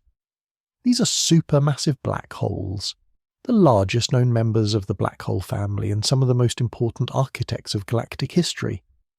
Their event horizons can span distances comparable to planetary orbits, yet even these enormous objects occupy only a tiny region compared with the galaxies surrounding them. A large galaxy may extend across 100,000 light-years or more, while its central black hole remains confined to a comparatively small volume. The Milky Way contains its own supermassive black hole, It is known as Sagittarius, a star, and lies roughly 26,000 light-years from Earth in the direction of the constellation Sagittarius. Its mass is about 4 million times that of the Sun. Sagittarius, a star, is currently rather quiet. Only a modest amount of gas is falling towards it, so it produces far less radiation than a heavily feeding black hole of similar mass could generate. It is not completely inactive, but by the standards of supermassive black holes, it is behaving with admirable restraint. Astronomers established its presence by studying the motion of stars near the galactic centre. Teams led by Reinhard Genzel at the Max Planck Institute for Extraterrestrial Physics and Andrea Ghez at the University of California, Los Angeles, followed these stars for many years using powerful infrared telescopes. Infrared observations are especially useful because visible light from the centre of the Milky Way is heavily blocked by interstellar dust. Infrared wavelengths pass through much of that material, revealing stars moving around an apparently empty point. One star, known as S2, completes an orbit in roughly 16 years. Near its closest approach, it travels at several thousand kilometers per second. The shape and speed of its orbit show that around 4 million solar masses are concentrated within an extraordinarily small region. No known cluster of ordinary stars, white dwarfs, neutron stars, or smaller black holes could remain stable at that density for very long. The most convincing explanation is a single supermassive black hole. In 2020, Reinhard Genzel and Andrea Ghez shared part of the Nobel Prize in Physics for work establishing this compact object at the centre of the Milky Way. Sagittarius. A star is quiet today, but other galactic centres are far more active. When large amounts of gas fall towards a supermassive black hole, they form a hot accretion flow and release enormous quantities of energy. The bright central region is called an active galactic nucleus. The most luminous examples are known as quasars. A quasar may shine more brightly than the combined stars of its entire host galaxy, even though most of its radiation comes from a region much smaller than the galaxy itself. The power source is not the black hole emitting light from inside its horizon. It is matter outside the horizon, converting gravitational potential energy into heat and radiation as it spirals inward. Accretion around a supermassive black hole can be so efficient that a comparatively modest amount of falling matter creates a beacon visible across billions of light-years. Quasars allow astronomers to study black holes in the distant past because their light has travelled through the universe for immense periods of time. Some are seen as they existed when the universe was less than 1 billion years old, raising difficult questions about how such enormous black holes form so quickly. Despite their size, supermassive black holes do not control every orbit within their galaxies. The black hole dominates motion only within the central region, where its gravity exceeds the combined influence of nearby stars and other matter. Farther out, stars orbit according to the total gravitational field created by the galaxy's stellar population, gas, dust, dark matter, and central black hole. The Sun does not orbit the Milky Way primarily because Sagittarius A star is pulling it around. Most of the gravity influencing the Sun comes from the mass distributed throughout the galaxy. If Sagittarius A star were somehow removed while the rest of the Milky Way remained unchanged, the Sun's orbit would alter only slightly. The central black hole is important, but it is not holding the entire galaxy together like a pin through the middle of a wheel. Actively feeding supermassive black holes can also produce relativistic jets. These are narrow flows of plasma travelling at speeds close to the speed of light. They emerge from regions outside the event horizon and are shaped by accretion, intense magnetic fields, and the rotation of the black hole. Some jets extend thousands or even millions of light-years beyond their host galaxies. The giant elliptical galaxy Messier 87 contains a supermassive black hole of roughly 6.5 billion solar masses and produces a prominent jet visible across several wavelengths. Jets and accretion flows can transfer enormous amounts of energy into surrounding gas. They may heat the gas, drive powerful winds, or push material away from the galactic centre. This interaction between black hole activity and the wider galaxy is known as black hole feedback. Feedback can reduce star formation by heating or expelling the cold gas needed to create new stars. Under other circumstances, pressure from jets or outflows may compress clouds and encourage star formation in particular regions. The overall effect depends on the galaxy, the available gas, and the duration and strength of the activity. Supermassive black holes and their host galaxies appear to have developed together. Astronomers have found correlations between black hole mass and properties of the galaxy's central bulge, including the speeds at which its stars move. One well-known relationship is the correlation between black hole mass and stellar velocity dispersion. Galaxies with more massive central bulges and faster-moving central stars often contain more massive black holes. These patterns suggest coevolution, but they do not mean that the black hole single-handedly created the galaxy or that the galaxy simply determined the black hole's final mass. Both may have grown through shared supplies of gas, mergers, star formation, and repeated episodes of accretion and feedback. A galaxy merger can disturb large reservoirs of gas and send some of that material towards the centre. It can trigger new star formation, while also feeding the central black hole. If both galaxies contain supermassive black holes, the two objects may eventually form a binary and later merge. The relationship is therefore a long conversation rather than a simple command. The galaxy feeds the black hole returns energy to the galaxy, and both continue changing over cosmic time. Supermassive black holes may appear almost insignificant beside the vast number of stars in their host galaxies, yet their influence can travel far beyond their event horizons. Through accretion, radiation, winds, jets, and mergers, these hidden central objects help shape the environments in which entire generations of stars are born. A black hole cannot be photographed in the same way as a planet, a star, or a cloud of glowing gas. Light does not escape from inside its event horizon, so the black hole itself remains invisible. Astronomers instead study the effects it produces on nearby matter, light, and space-time. One of the clearest methods is to watch objects orbiting an apparently empty region. The speed and shape of an orbit reveal how much mass lies inside it. The faster a star moves around a compact central point, the more mass must be concentrated there. This method provided some of the strongest evidence for the supermassive black hole at the centre of the Milky Way. For decades, teams led by Reinhard Genzel and Andrea Ghez followed stars moving around the radio source known as Sagittarius A star. One of these stars, called S2, completes an orbit in roughly 16 years. Near its closest approach, it travels at several thousand kilometers per second. Its motion shows that about 4 million times the mass of the Sun is confined within an extremely small region. A dense cluster of faint ordinary objects could not remain stable there for long. The most convincing explanation is a supermassive black hole. Matter falling towards a black hole provides another source of evidence. Gas in an accretion disk becomes heated as gravitational potential energy is converted into motion and radiation. Depending on the temperature and structure of the flow, the system may produce radio waves, infrared radiation, visible light, ultraviolet radiation, and X-rays. The hottest inner regions around stellar mass black holes often reach millions of degrees, making X-ray observations especially valuable.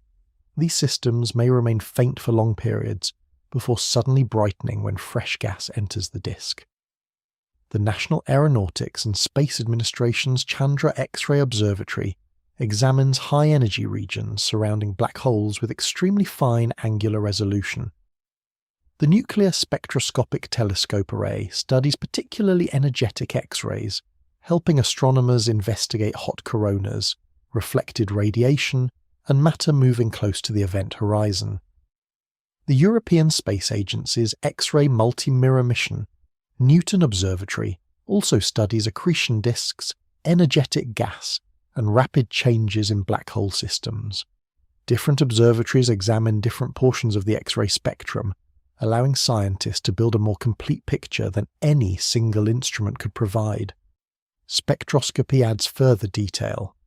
Gas moving towards an observer shifts its light towards shorter wavelengths, while gas moving away shifts towards longer wavelengths. The width and shape of spectral lines can therefore reveal how rapidly the material is orbiting. In active galactic nuclei, very broad spectral lines may be produced by gas moving at thousands of kilometers per second, near a central supermassive black hole. By estimating the speed of the gas and its distance from the center, astronomers can calculate the mass of the hidden object.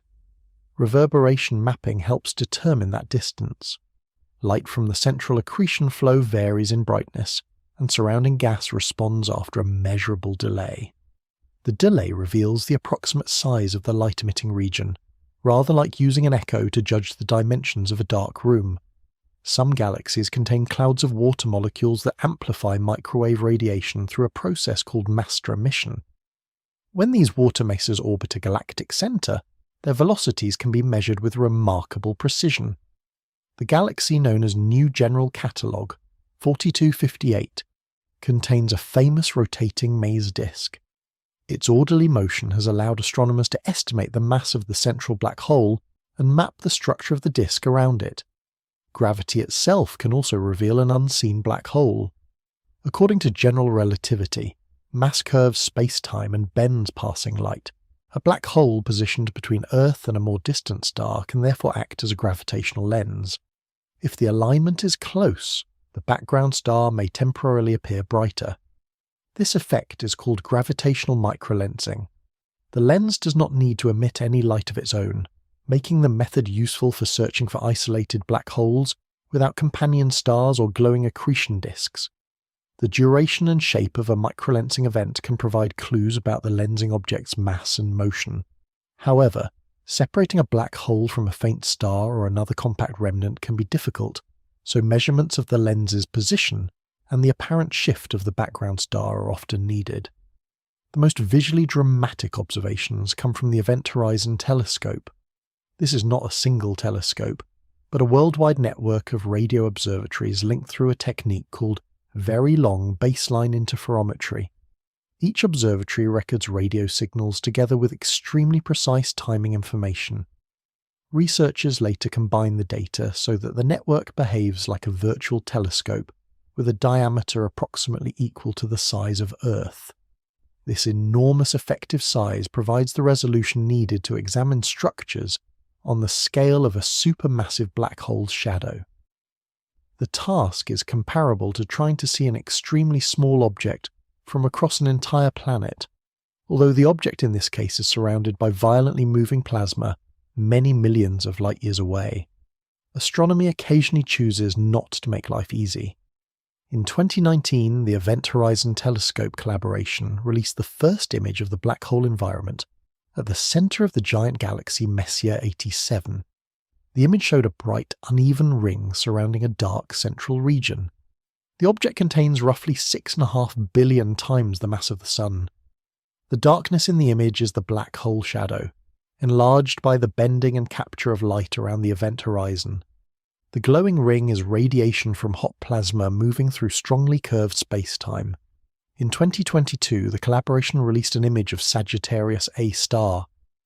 Although the Milky Way's central black hole is much closer than Messier 87, it was more difficult to image because it is far smaller and the gas around it changes rapidly during an observation. Later measurements of polarized radio emission revealed patterns associated with magnetic fields near both black holes. Polarization describes the orientation of electromagnetic waves and can be used to trace the organization of magnetic fields within the emitting plasma. These observations do not show the event horizon as a solid edge. They reveal the light surrounding a region from which many photons are captured, allowing predictions of general relativity to be tested on horizon-size scales. Astronomers therefore see black holes by combining many different clues. Stellar orbits reveal hidden mass. Accretion disks produce radiation. Spectral lines measure motion. Reverberation mapping estimates distances. Masers trace precise rotation.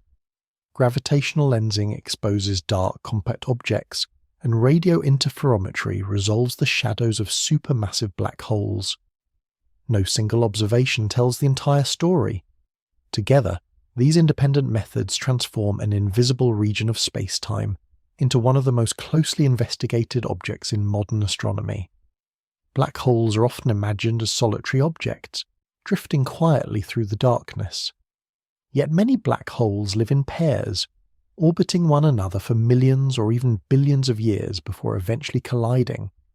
Their final moments produce some of the most powerful disturbances known in the universe, not as explosions of light, but as ripples travelling through space-time itself. A binary black hole system can form in several ways. Two massive stars may be born together, evolve side by side, and each collapse into a black hole.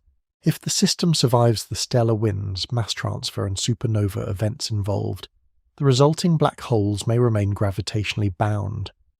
Black hole pairs can also assemble inside dense star clusters.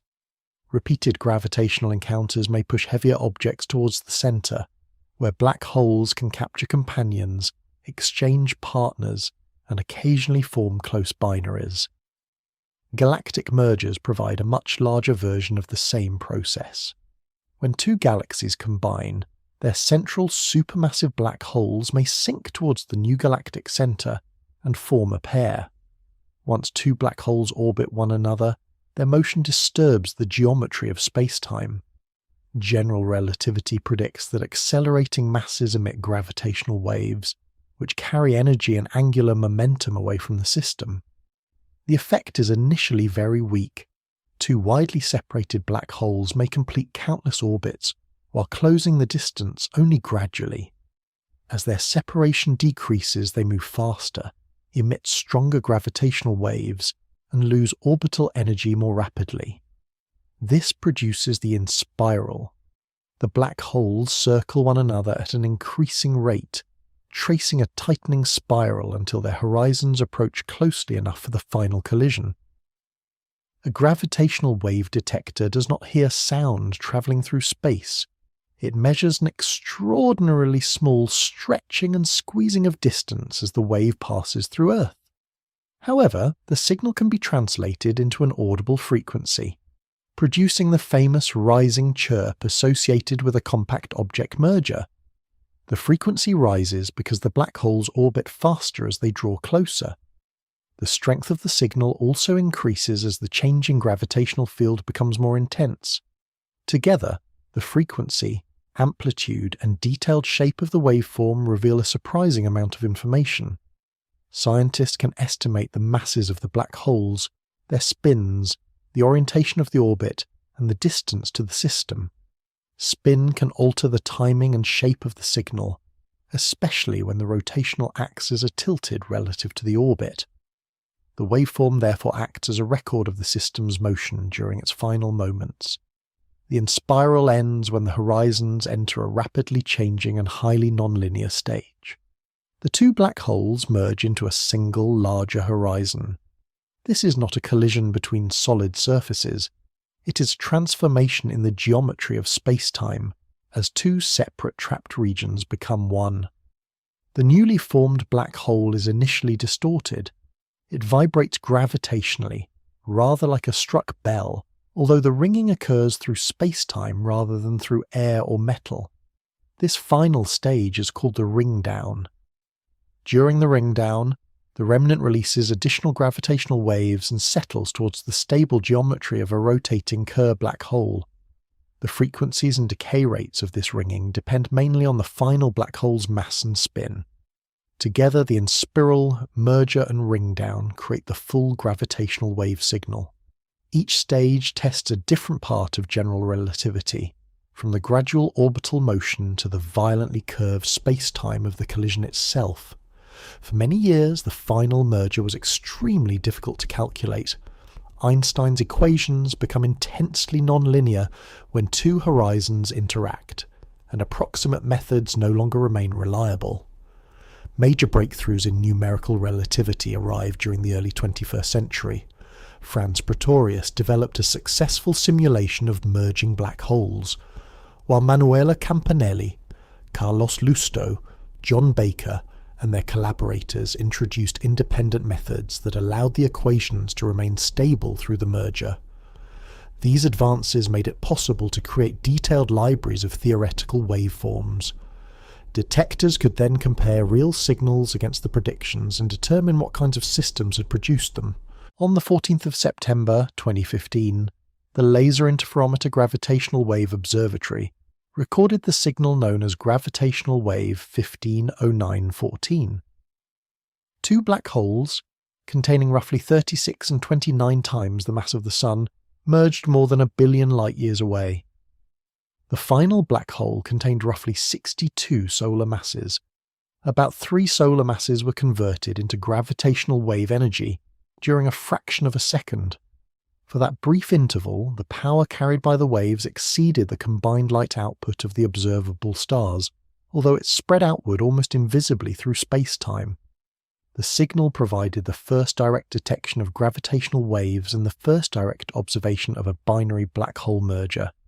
It confirmed a major prediction of general relativity and revealed a population of heavy stellar black holes that had previously been difficult to study. The Laser Interferometer Gravitational Wave Observatory, Virgo, and the Kamioka Gravitational Wave Detector have since observed a growing catalogue of compact object mergers. Black hole collisions make up a large portion of these detections, with systems displaying a wide variety of masses, spins, and possible formation histories. Not every merger radiates gravitational waves equally in every direction. If the black holes have unequal masses or complicated spins, more momentum may be carried away on one side than the other. Conservation of momentum then gives the final black hole a recoil velocity, sometimes called a gravitational wave kick.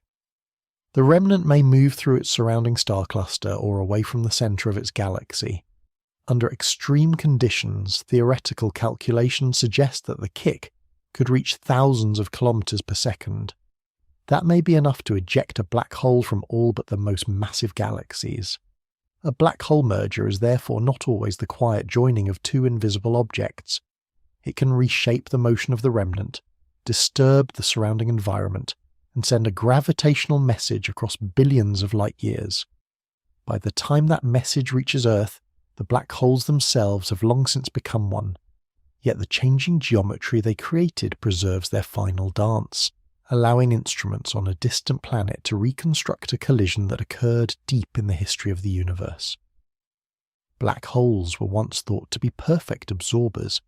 Matter could fall into them, light could disappear beyond the event horizon, and nothing would ever return.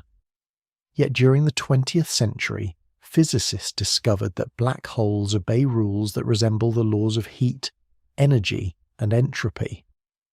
When quantum physics was added to the picture, the resemblance became literal. Black holes were no longer completely black. The first clue involved the area of the event horizon. According to classical general relativity, the horizon of a black hole tends not to shrink. When matter falls inward, the black hole gains mass and its horizon expands. When two black holes merge, the area of the final horizon is at least as large as the combined areas of the original horizons. Stephen Hawking demonstrated this result during the early 1970s. It became known as the black hole area theorem and appeared strikingly similar to the second law of thermodynamics, which states that the total entropy of an isolated system does not decrease. Entropy is often introduced as a measure of disorder, although a more precise description connects it to the number of microscopic arrangements that can produce the same large-scale state. A warm object possesses many hidden microscopic details, even when its temperature and shape can be described using only a few broad measurements. Black holes presented a puzzle, because anything falling through the event horizon seemed to lose its visible detail. A black hole formed from stars, gas, books, teacups, or a particularly unfortunate laboratory would eventually settle into a state described mainly by its mass, rotation, and electric charge. The external universe would no longer have access to the countless microscopic distinctions carried by the original matter. The physicist Jacob Bekenstein proposed that a black hole must therefore possess entropy. More surprisingly, he argued that this entropy should be proportional to the area of the event horizon rather than to the volume hidden inside it. This was an extraordinary suggestion. In ordinary systems, the amount of information that can be stored usually increases with volume. A black hole appeared to place its thermodynamic bookkeeping on a two-dimensional boundary surrounding a three-dimensional region. Bekenstein's idea later became central to the holographic principle, which suggests that the information contained within certain regions of space may be represented by quantities defined on their boundaries. The full implications remain an active area of theoretical research, but the connection began with the curious behavior of black hole horizons. James Bardeen, Brandon Carter, and Stephen Hawking formalized these ideas through the laws of black hole mechanics.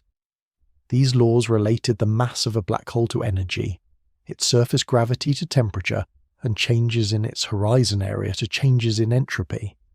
At first, the comparison seemed mathematical rather than physical. A classical black hole did not emit heat, so assigning it a real temperature appeared unnecessary. If its temperature were truly zero, the thermodynamic analogy would remain incomplete. That changed in 1974, when Stephen Hawking applied quantum field theory to curved spacetime around an event horizon. His calculations show that a black hole should emit radiation with a thermal spectrum. A black hole therefore possesses a genuine temperature. This phenomenon is called Hawking radiation. It is often explained through a simple story involving pairs of virtual particles appearing near the horizon. One particle falls inward while the other escapes, leaving the black hole with slightly less energy. The picture can provide a rough impression of energy leaving the system, but it should not be treated as the literal mechanism. Virtual particles are mathematical features used in certain quantum calculations, not ordinary particles repeatedly appearing as detectable pairs beside the horizon. The fuller explanation involves quantum fields extending across curved spacetime. In quantum field theory, the concept of a particle depends partly on how an observer divides a field into positive and negative frequency components. Around a forming black hole, the relationship between field modes in the distant past and the distant future becomes strongly distorted by the horizon and the curvature of spacetime. An observer far from the black hole finds that the final quantum state contains particles, even when the earlier state was defined as empty. The outgoing radiation has an approximately thermal distribution, with a temperature determined by the black hole's surface gravity.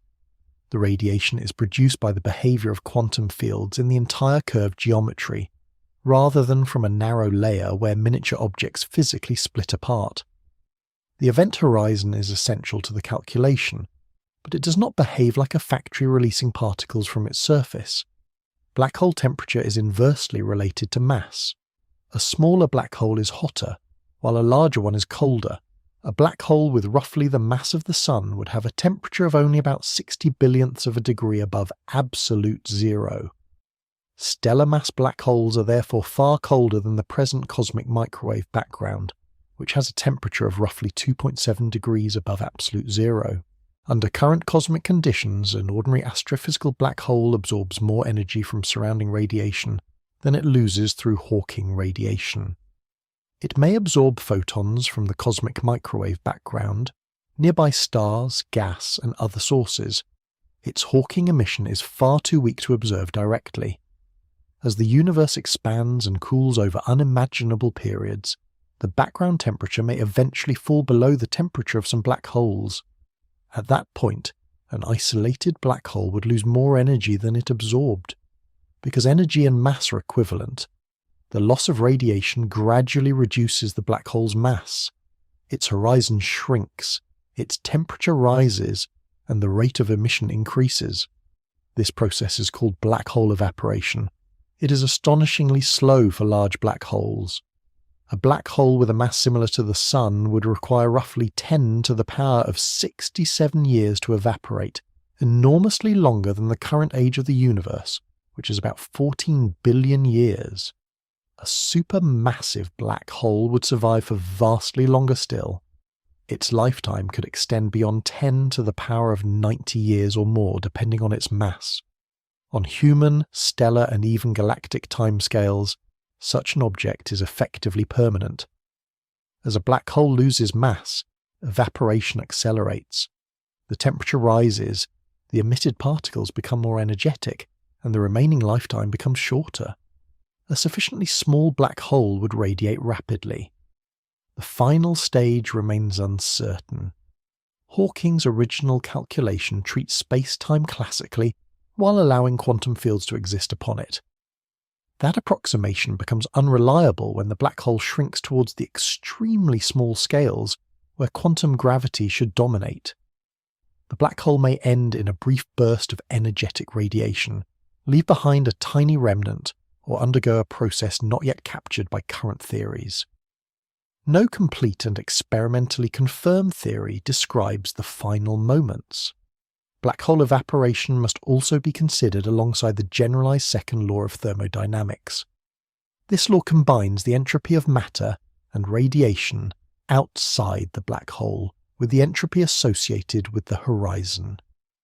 Ordinary entropy outside may decrease when matter falls through the horizon, but the black hole's entropy increases by enough to preserve the total. During evaporation, the horizon area decreases, while entropy is carried outward by Hawking radiation. The total generalized entropy should therefore continue to rise or remain constant. Black holes do not provide a convenient loophole through which the second law can be quietly discarded. Black hole thermodynamics reveals something profound about gravity. A geometrical boundary possesses entropy. Curved space-time creates temperature. A black hole can slowly radiate away its mass, connecting general relativity, quantum field theory, and statistical mechanics within a single object. What first appeared to be the coldest and most absolute form of darkness turns out to contain a faint thermal glow. It is far too weak to see around the black holes of the present universe, yet its existence transforms them from eternal prisons into physical systems with temperature, entropy, and an extraordinarily distant end. The black hole information paradox begins with a principle that sits near the center of quantum mechanics. In an isolated quantum system, information is not expected to vanish. A complete physical state may change, spread out, and become extraordinarily difficult to reconstruct, but its underlying information should remain preserved. This behavior is known as unitary evolution. It means that a quantum state develops into another quantum state in a way that is reversible in principle. Reversing the process may be far beyond any realistic technology, but the laws themselves do not simply erase part of the original state. Burning a book offers a useful comparison. The words disappear from ordinary view as the pages become ash, smoke, heat, and light. Recovering the text would be effectively impossible. Yet quantum mechanics suggests that the information has not been fundamentally destroyed. It has become dispersed through intricate correlations among the resulting particles and radiation. A black hole appears to create a deeper problem. Matter carrying information can fall through the event horizon. From the outside, the black hole eventually settles into a remarkably simple state described mainly by its mass, rotation, and electric charge. The detailed differences between one collection of infalling matter and another seem to disappear from the observable exterior. This alone does not necessarily destroy information. It might simply remain hidden inside the event horizon. The serious conflict appears when Hawking radiation and black hole evaporation are added. Stephen Hawking's original calculation showed that a black hole emits radiation with an almost perfectly thermal spectrum. Thermal radiation is characterized by broad statistical properties such as temperature, rather than by a detailed account of everything that formed or entered the black hole. The outgoing particles in Hawking's calculation do not appear to contain enough subtle correlations to reconstruct the original matter. A black hole could absorb an organized quantum state, radiate featureless heat for an immense period, and eventually disappear. The final result would seem to be thermal radiation containing less information than the state with which the process began.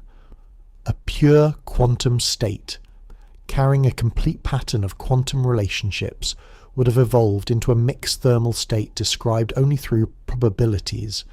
This would violate unitary evolution. Quantum mechanics would say that the information must survive, while the semi-classical description of an evaporating black hole appears to say that it does not.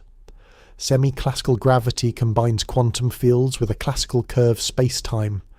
It works well when quantum effects are important, but the geometry itself can still be treated through general relativity. The information paradox suggests that this combination may become incomplete when the entire lifetime of a black hole is considered. One possibility is that information remains hidden in a tiny remnant after evaporation.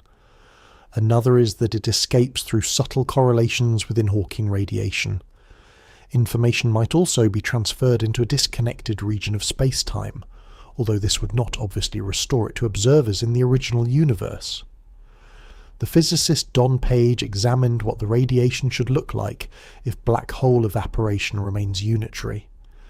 His analysis led to a pattern now called the Page curve. Early in the evaporation process, the outgoing radiation becomes increasingly entangled with the black hole that remains.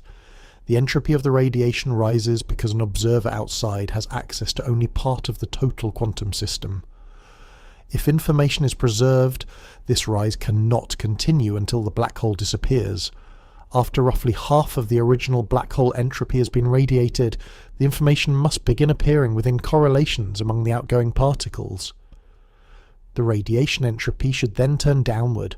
By the end of evaporation, the complete radiation state should contain the information that was originally carried by the black hole and everything that entered it. The turning point is called the Page time. For an astrophysical black hole, it would occur only after an almost incomprehensibly long period. The Page curve does not by itself explain the mechanism of information recovery, but it describes the behaviour required by unitary quantum mechanics. Gerard 't Hooft and Leonard Susskind developed an influential proposal known as black hole complementarity. It suggests that information may be described in two apparently different ways without producing an observable contradiction. To an outside observer, information could be absorbed, processed near the horizon, and eventually returned through Hawking radiation.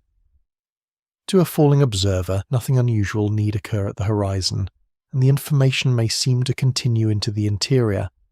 This sounds as though the information has been copied, which would conflict with the quantum no-cloning principle.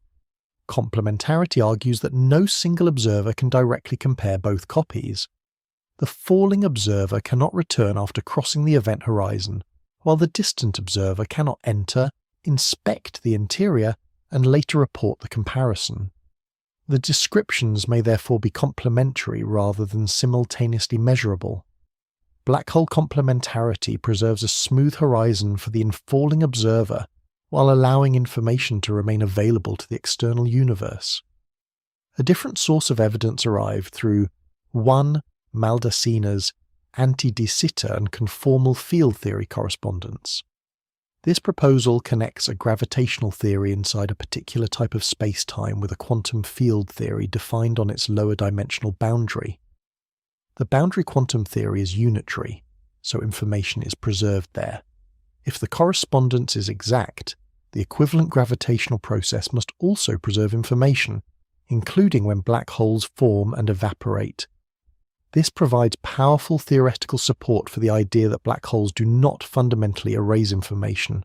However, anti-de Sitter spacetime has different large-scale geometry from the expanding universe, in which astronomical black holes exist. Applying the correspondence directly to realistic black holes remains difficult. Another conflict appeared through work by Ahmed Almhiri, Donald Marolf, Joseph Polchinski, and James Sully. Their argument became known as the firewall paradox. A late particle of Hawking radiation must be entangled with earlier radiation if the full evaporation process is to remain unitary. Yet the smooth horizon description also requires that the same particle be strongly entangled with a partner mode behind the event horizon. Quantum entanglement cannot be shared without limit in this way. This restriction is called the monogamy of entanglement. If the late radiation is entangled with the early radiation, the usual entanglement across the horizon must be broken. Almhiri, Marolf, Polchinski, and Sully argued that this could produce a high-energy firewall at or near the horizon, destroying an infalling observer rather than allowing an uneventful crossing. The firewall proposal preserves information but conflicts with the equivalence principle, which suggests that a sufficiently large and quiet event horizon should not appear locally exceptional to someone falling through it. More recent developments involve replica wormholes, quantum extremal surfaces, and islands. These calculations examine how gravitational regions contribute to the entropy of Hawking radiation. In simplified models, part of the black hole interior eventually becomes included within the region mathematically associated with the radiation. This region is called an island. Once the island appears, the calculated radiation entropy follows a page curve rather than rising without limit. These results suggest that information inside the black hole may already be encoded in the radiation in a highly non-local way.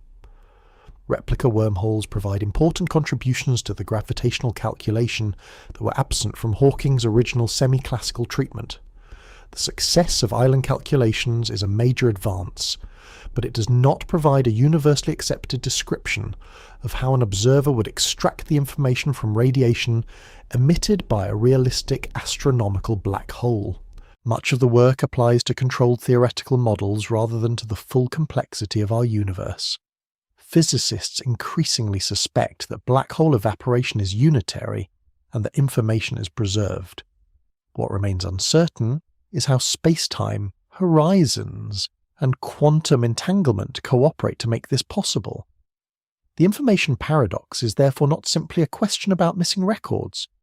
It asks whether the foundations of quantum mechanics, the smooth geometry of general relativity, and the ordinary meaning of location can all survive together.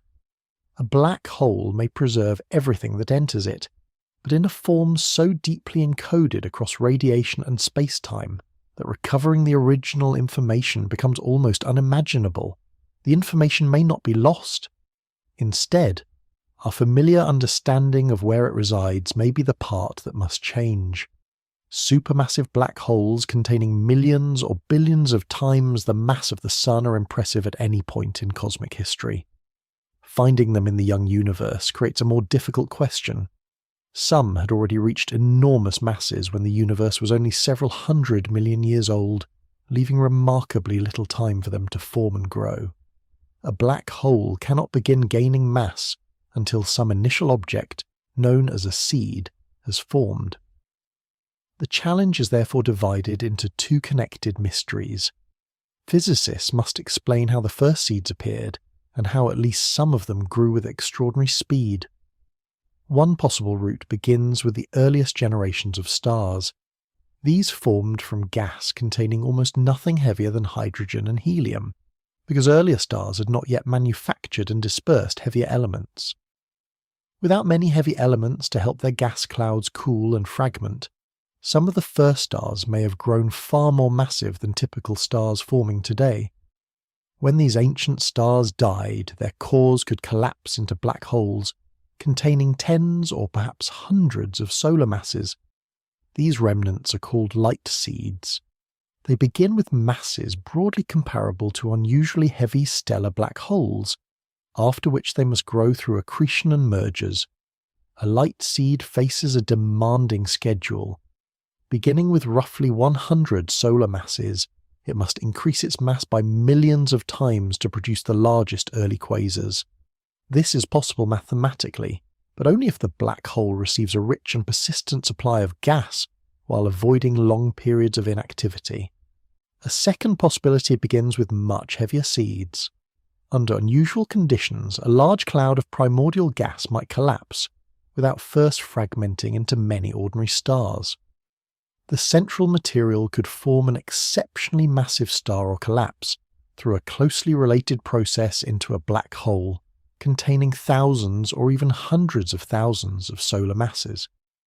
These direct collapse models offer the young black hole a considerable head start. Instead of beginning as the remnant of one star, the seed begins with the mass of a small stellar system already gathered into a compact object.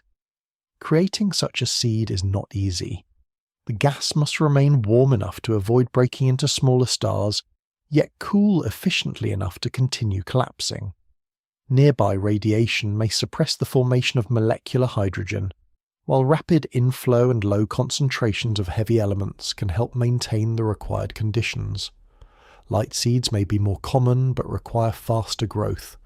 Heavy seeds require rarer environments but have less distance to travel. Current observations do not yet show that every early supermassive black hole followed the same path. Once a seed exists, accretion can increase its mass. Gas falling towards the black hole forms a hot disk and releases radiation. Under steady conditions, the outward pressure of that radiation eventually competes with the inward pull of gravity on surrounding ionized matter. This balance is described through the Eddington limit. If a black hole accretes near its Eddington rate, its mass can grow exponentially, with each period of growth building upon everything accumulated before it. A continuously feeding seed can therefore become enormous far more quickly than a simple linear estimate would suggest. Continuity is the difficult part. Radiation from the accretion flow can heat and expel the very gas needed for further growth. Exploding stars can disturb the surrounding environment. The young host galaxy may possess only a limited reservoir, and gravitational interactions can move the black hole away from the densest gas. A promising alternative involves periods of super-Eddington accretion. In a dense flow, gas can sometimes fall inward faster than the simplest steady model permits. Radiation may become trapped within the material, carried towards the black hole, or released preferentially along directions offering less resistance. Super-Eddington feeding does not need to continue forever. Brief episodes repeated across cosmic time may allow a light seed to gain mass rapidly, before feedback clears the immediate surroundings. The process can then pause until new gas arrives. Mergers supply another part of the growth. Early galaxies were small, crowded, and frequently interacting. When galaxies combined, their gas could be disturbed and driven towards the centre, providing fresh fuel for their black holes. If both galaxies contained central black holes, the two objects might eventually form a binary. Their final merger would create a more massive remnant, although bringing the pair from galactic distances to a close gravitational wave-producing orbit involves several stages of interaction with stars and gas. Mergers alone are unlikely to explain every giant black hole. Accretion appears necessary for much of the growth, while mergers assemble existing populations, alter spins, and connect the histories of black holes with the galaxies around them. The James Webb Space Telescope has made the problem more vivid. Its infrared instruments can examine galaxies whose light began travelling when the universe was only a small fraction of its current age. Webb has identified growing black holes in galaxies existing within the first several 100 million years after the Big Bang. It has also revealed compact objects known as little red dots, many of which appear to contain actively accreting black holes that are unusually massive compared with their host galaxies. Some recent observations appear consistent with black holes receiving a very large initial head start, possibly through direct collapse or another heavy seed route. Others may be explained by smaller seeds experiencing repeated periods of rapid accretion. The evidence is reshaping formation models, but it has not yet selected one universal answer. A more speculative possibility is that some seeds formed even earlier. Primordial black holes could, in theory, have arisen from unusually dense regions during the early expansion of the universe, before the first stars existed. Such black holes have also been proposed as a possible contributor to dark matter across restricted ranges of mass. Astronomical searches have ruled out many versions of the idea, and no primordial black hole population has been confirmed. It remains a hypothesis rather than an observed solution to early black hole growth. The first giant black holes may ultimately have required several routes working together. Some seeds may have formed from early stars, others through direct collapse, and a fortunate few may have experienced unusually efficient feeding and repeated mergers. Their existence shows that the young universe was not a quiet place slowly assembling simple objects. Dense gas, rapidly growing galaxies, intense radiation, stellar explosions, and black holes were already influencing one another. Somehow, within that crowded beginning, a few small regions of darkness grew quickly enough to become the enormous engines later seen shining as the earliest quasars. The mathematics of black holes permits possibilities far stranger than the objects astronomers have actually observed. Some appear naturally within exact solutions to Albert Einstein's equations, while others arise from attempts to combine gravity with quantum physics. The important task is to distinguish a mathematical possibility from a structure that nature is known to create. The Schwarzschild solution describes the spacetime outside an ideal, non-rotating black hole. When mathematicians extend this solution as far as its coordinates allow, they obtain a larger geometry known as the maximally extended Schwarzschild spacetime. This complete mathematical construction contains more than the exterior and interior of a single black hole. It also includes another external region and a white hole region. The result demonstrates that Einstein's equations can permit a surprisingly rich structure. However, a real black hole formed by the collapse of a star does not necessarily produce this entire extended geometry. The collapsing matter changes the spacetime and removes parts of the idealized solution. Mathematics can display every region consistent with a perfectly arranged equation, without promising that the universe has a practical method of building them. In 1935, Albert Einstein and Nathan Rosen studied a connection between two regions of spacetime. This structure became known as the Einstein and Rosen bridge. It is often presented as an early wormhole, but it does not provide an ordinary route through a black hole. The bridge closes too quickly for a traveller or signal to pass from one side to the other. It is non-traversable and arises within a highly idealized geometry rather than from a convenient tunnel waiting inside an astronomical black hole. A traversable wormhole would need to remain open long enough for matter and light to cross it safely. During the 1980s, Michael Morris and Kip Thorne explored what general relativity would require for such a passage. Their models showed that a traversable wormhole would generally need unusual stress and energy to prevent its throat from collapsing. In classical language, this material would violate familiar energy conditions, meaning that it would possess properties unlike those of ordinary matter. Quantum theory can produce small negative energy effects under restricted conditions, but there is no evidence that nature can gather and maintain enough of them to support a stable, macroscopic wormhole. Traversable wormholes remain useful theoretical laboratories, particularly for questions about causality, but they have not been observed. White holes provide another reversal of familiar black hole behavior. A black hole allows matter and light to enter, but prevents them from escaping after they cross the event horizon. A white hole is the time-reverse solution. Matter and light may emerge from it, but nothing from the outside can enter. No confirmed white hole has been detected.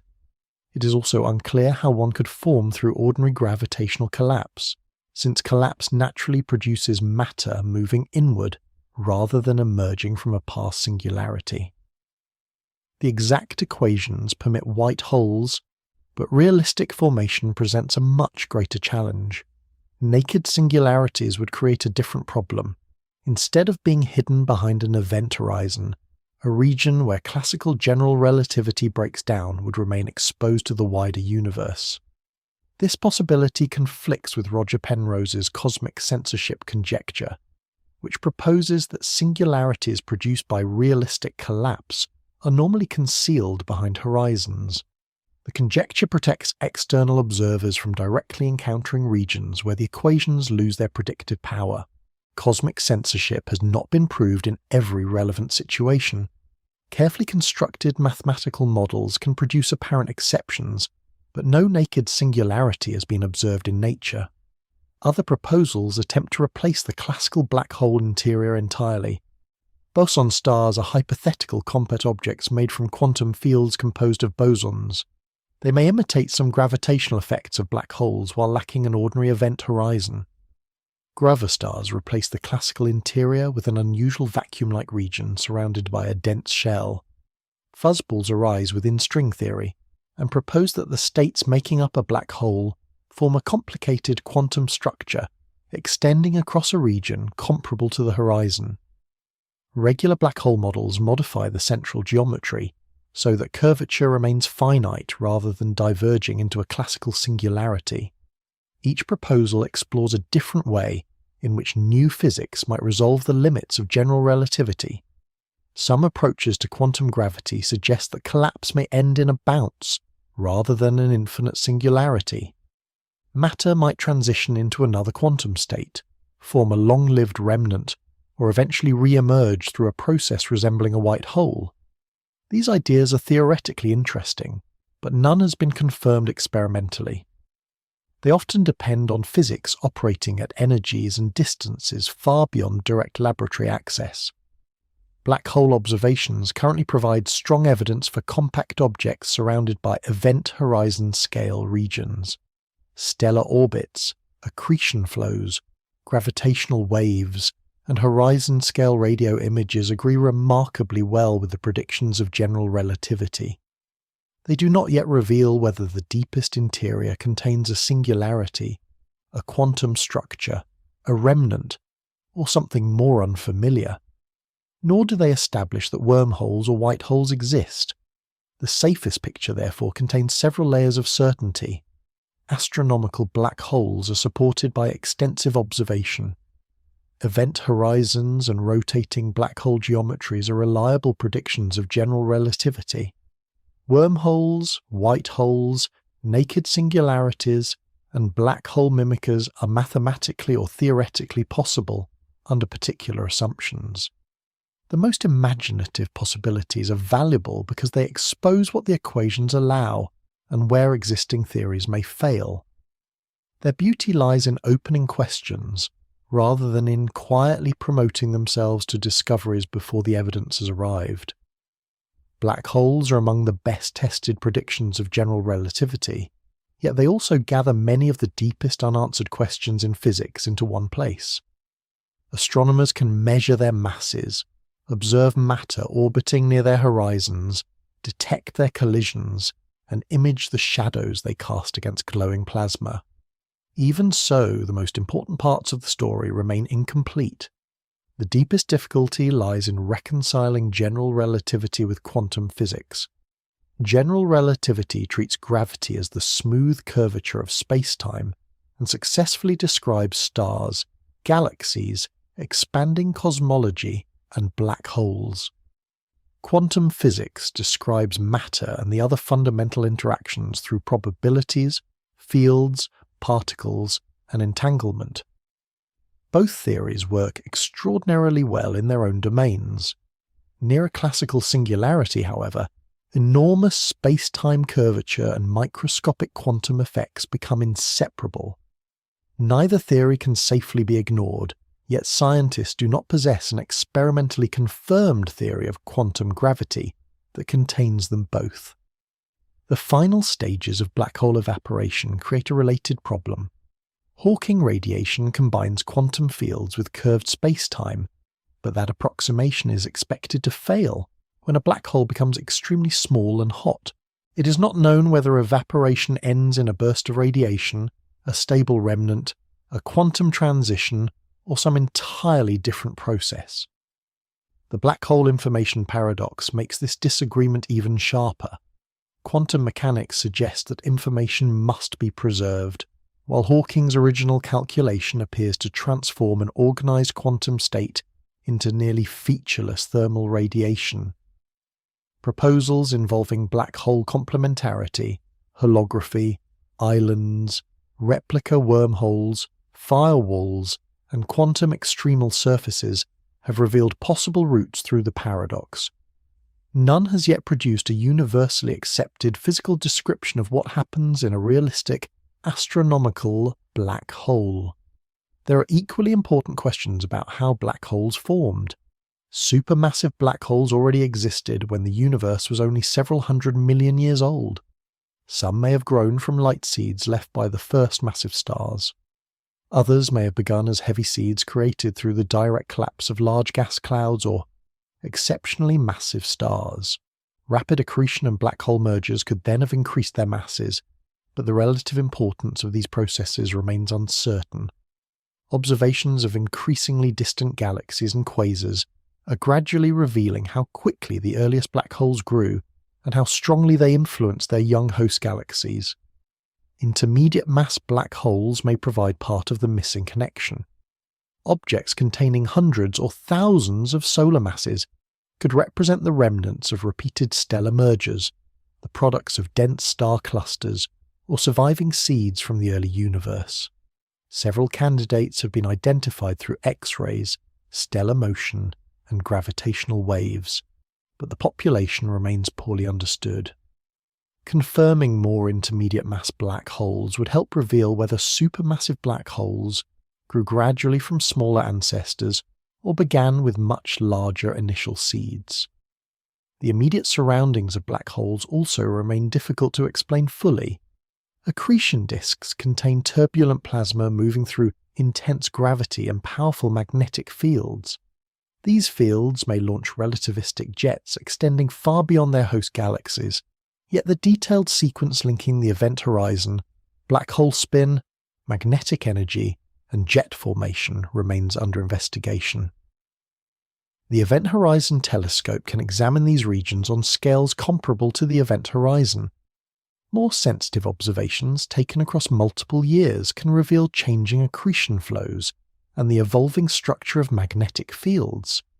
Future improvements may also distinguish finer features within the bright ring, including the photon ring structure created by light travelling around the black hole before escaping. Precise measurements of these features could test whether the surrounding spacetime matches the Kerr geometry predicted for a rotating black hole. Any reliable deviation from the Kerr description would be extraordinary. It might reveal unexpected matter around the black hole, errors in the models of the glowing plasma, or physics extending beyond general relativity. The ordinary explanations would need to be tested carefully before the most dramatic conclusion was invited in for tea. Gravitational wave astronomy will provide another route into strong gravity. The European Space Agency's Laser Interferometer Space Antenna is designed to detect lower frequency gravitational waves that cannot be measured effectively by detectors on Earth. These signals should include mergers between massive black holes and the slow-in spirals of stellar remnants around supermassive black holes. By following thousands of close orbits, the observatory could map the geometry near a horizon and test whether the central object behaves like the Kerr black hole predicted by general relativity. Proposed ground-based observatories, including the Einstein Telescope and Cosmic Explorer, are intended to detect larger populations of stellar black hole mergers across far greater cosmic distances. Their increased sensitivity could reveal how black hole populations changed through the history of the universe and allow unusually precise measurements of merger and ring-down signals. Observations across the electromagnetic spectrum will add further information. Radio waves can trace jets and cool plasma. Infrared and visible light can reveal stars and galaxies surrounding black holes. X-rays and gamma rays examine the hottest regions of accretion flows, while neutrinos may identify extreme environments in which energetic particles are accelerated. Combined with gravitational waves, these signals form multi-messenger astronomy. Instead of studying a black hole through one narrow window, scientists can compare several independent forms of information produced by the same system. Black holes are therefore becoming increasingly precise laboratories. They test gravity where space-time is strongly curved, plasma physics where gas becomes extremely hot and magnetized, galaxy evolution where central activity influences star formation, and quantum theory, where information, entropy, and horizons meet. The unanswered questions do not weaken the evidence for black holes. They reveal how much these objects still have to teach us. Black holes mark places where established physics achieves some of its greatest successes and, at almost the same moment, begins to show us where a deeper description of reality is still required. Black holes can be understood slowly, not through one impossible leap, but through a chain of connected ideas. Stellar evolution explains how gravity can overcome the final sources of pressure inside a dying star. General relativity explains gravity as the curvature of space-time. Event horizons define the boundary beyond which outward communication becomes impossible. Accretion, rotation, gravitational waves, thermodynamics, and quantum theory then reveal how black holes behave, grow, collide, radiate, and challenge our understanding of reality. The idea began long before black holes had their modern name. Jean-Michel and Pierre-Simon Laplace imagined dark stars whose gravity might prevent light from escaping. Albert Einstein replaced the older picture of gravity with general relativity, and Karl Schwarzschild discovered the first exact solution, describing the space-time around a compact spherical mass. Later work on stellar collapse showed how nature might actually create these objects, while Roy Kerr revealed how rotation twists the surrounding geometry. A black hole is not a hole cut into some deeper substance. It is not a cosmic vacuum cleaner that automatically consumes everything nearby, and observation has not established it as a portal to another place. It is a region of space-time surrounded by an event horizon, beyond which matter and light can continue inward, but cannot send information back to the external universe. The black hole itself remains dark, yet its surroundings can be spectacularly bright. Accretion disks heat as gas spirals inward. Orbiting stars reveal hidden mass. Magnetic fields shape hot plasma and help produce immense relativistic jets. Colliding black holes send gravitational waves across the universe, preserving the rhythm of their final orbits within the changing geometry of space-time. These are not isolated hints resting upon one uncertain measurement. Stellar orbits around Sagittarius A star, X-ray binaries, active galactic nuclei, event horizon telescope images, and gravitational wave detections all provide independent and mutually supporting evidence. Together, they reveal a population ranging from stellar mass black holes formed by collapsing stars to supermassive black holes containing millions or billions of solar masses and influencing the evolution of entire galaxies. Black holes also expose the limits of current physics. Jacob Bekenstein's black hole entropy and Stephen Hawking's radiation connect horizons with thermodynamics and quantum fields. The information paradox asks whether quantum information can survive evaporation. Classical singularities show where general relativity loses its ability to provide a complete description, while quantum gravity remains the missing theory needed to explain the deepest interior. Some conclusions are secure. Black holes exist, event horizons are strongly supported, and general relativity describes their observable behavior with remarkable success. Other possibilities remain unsettled. The exact nature of the interior, the final stage of evaporation, primordial black holes, wormholes, white holes, and the ultimate recovery of information all remain open scientific questions. Black holes are therefore not merely objects of destruction. They are natural laboratories in which space, time, matter, energy, gravity, entropy, and information are brought together under the most extreme conditions known in the universe. Their darkness does not represent an absence of knowledge, but an invitation to discover how much of reality still lies beyond the reach of our present theories.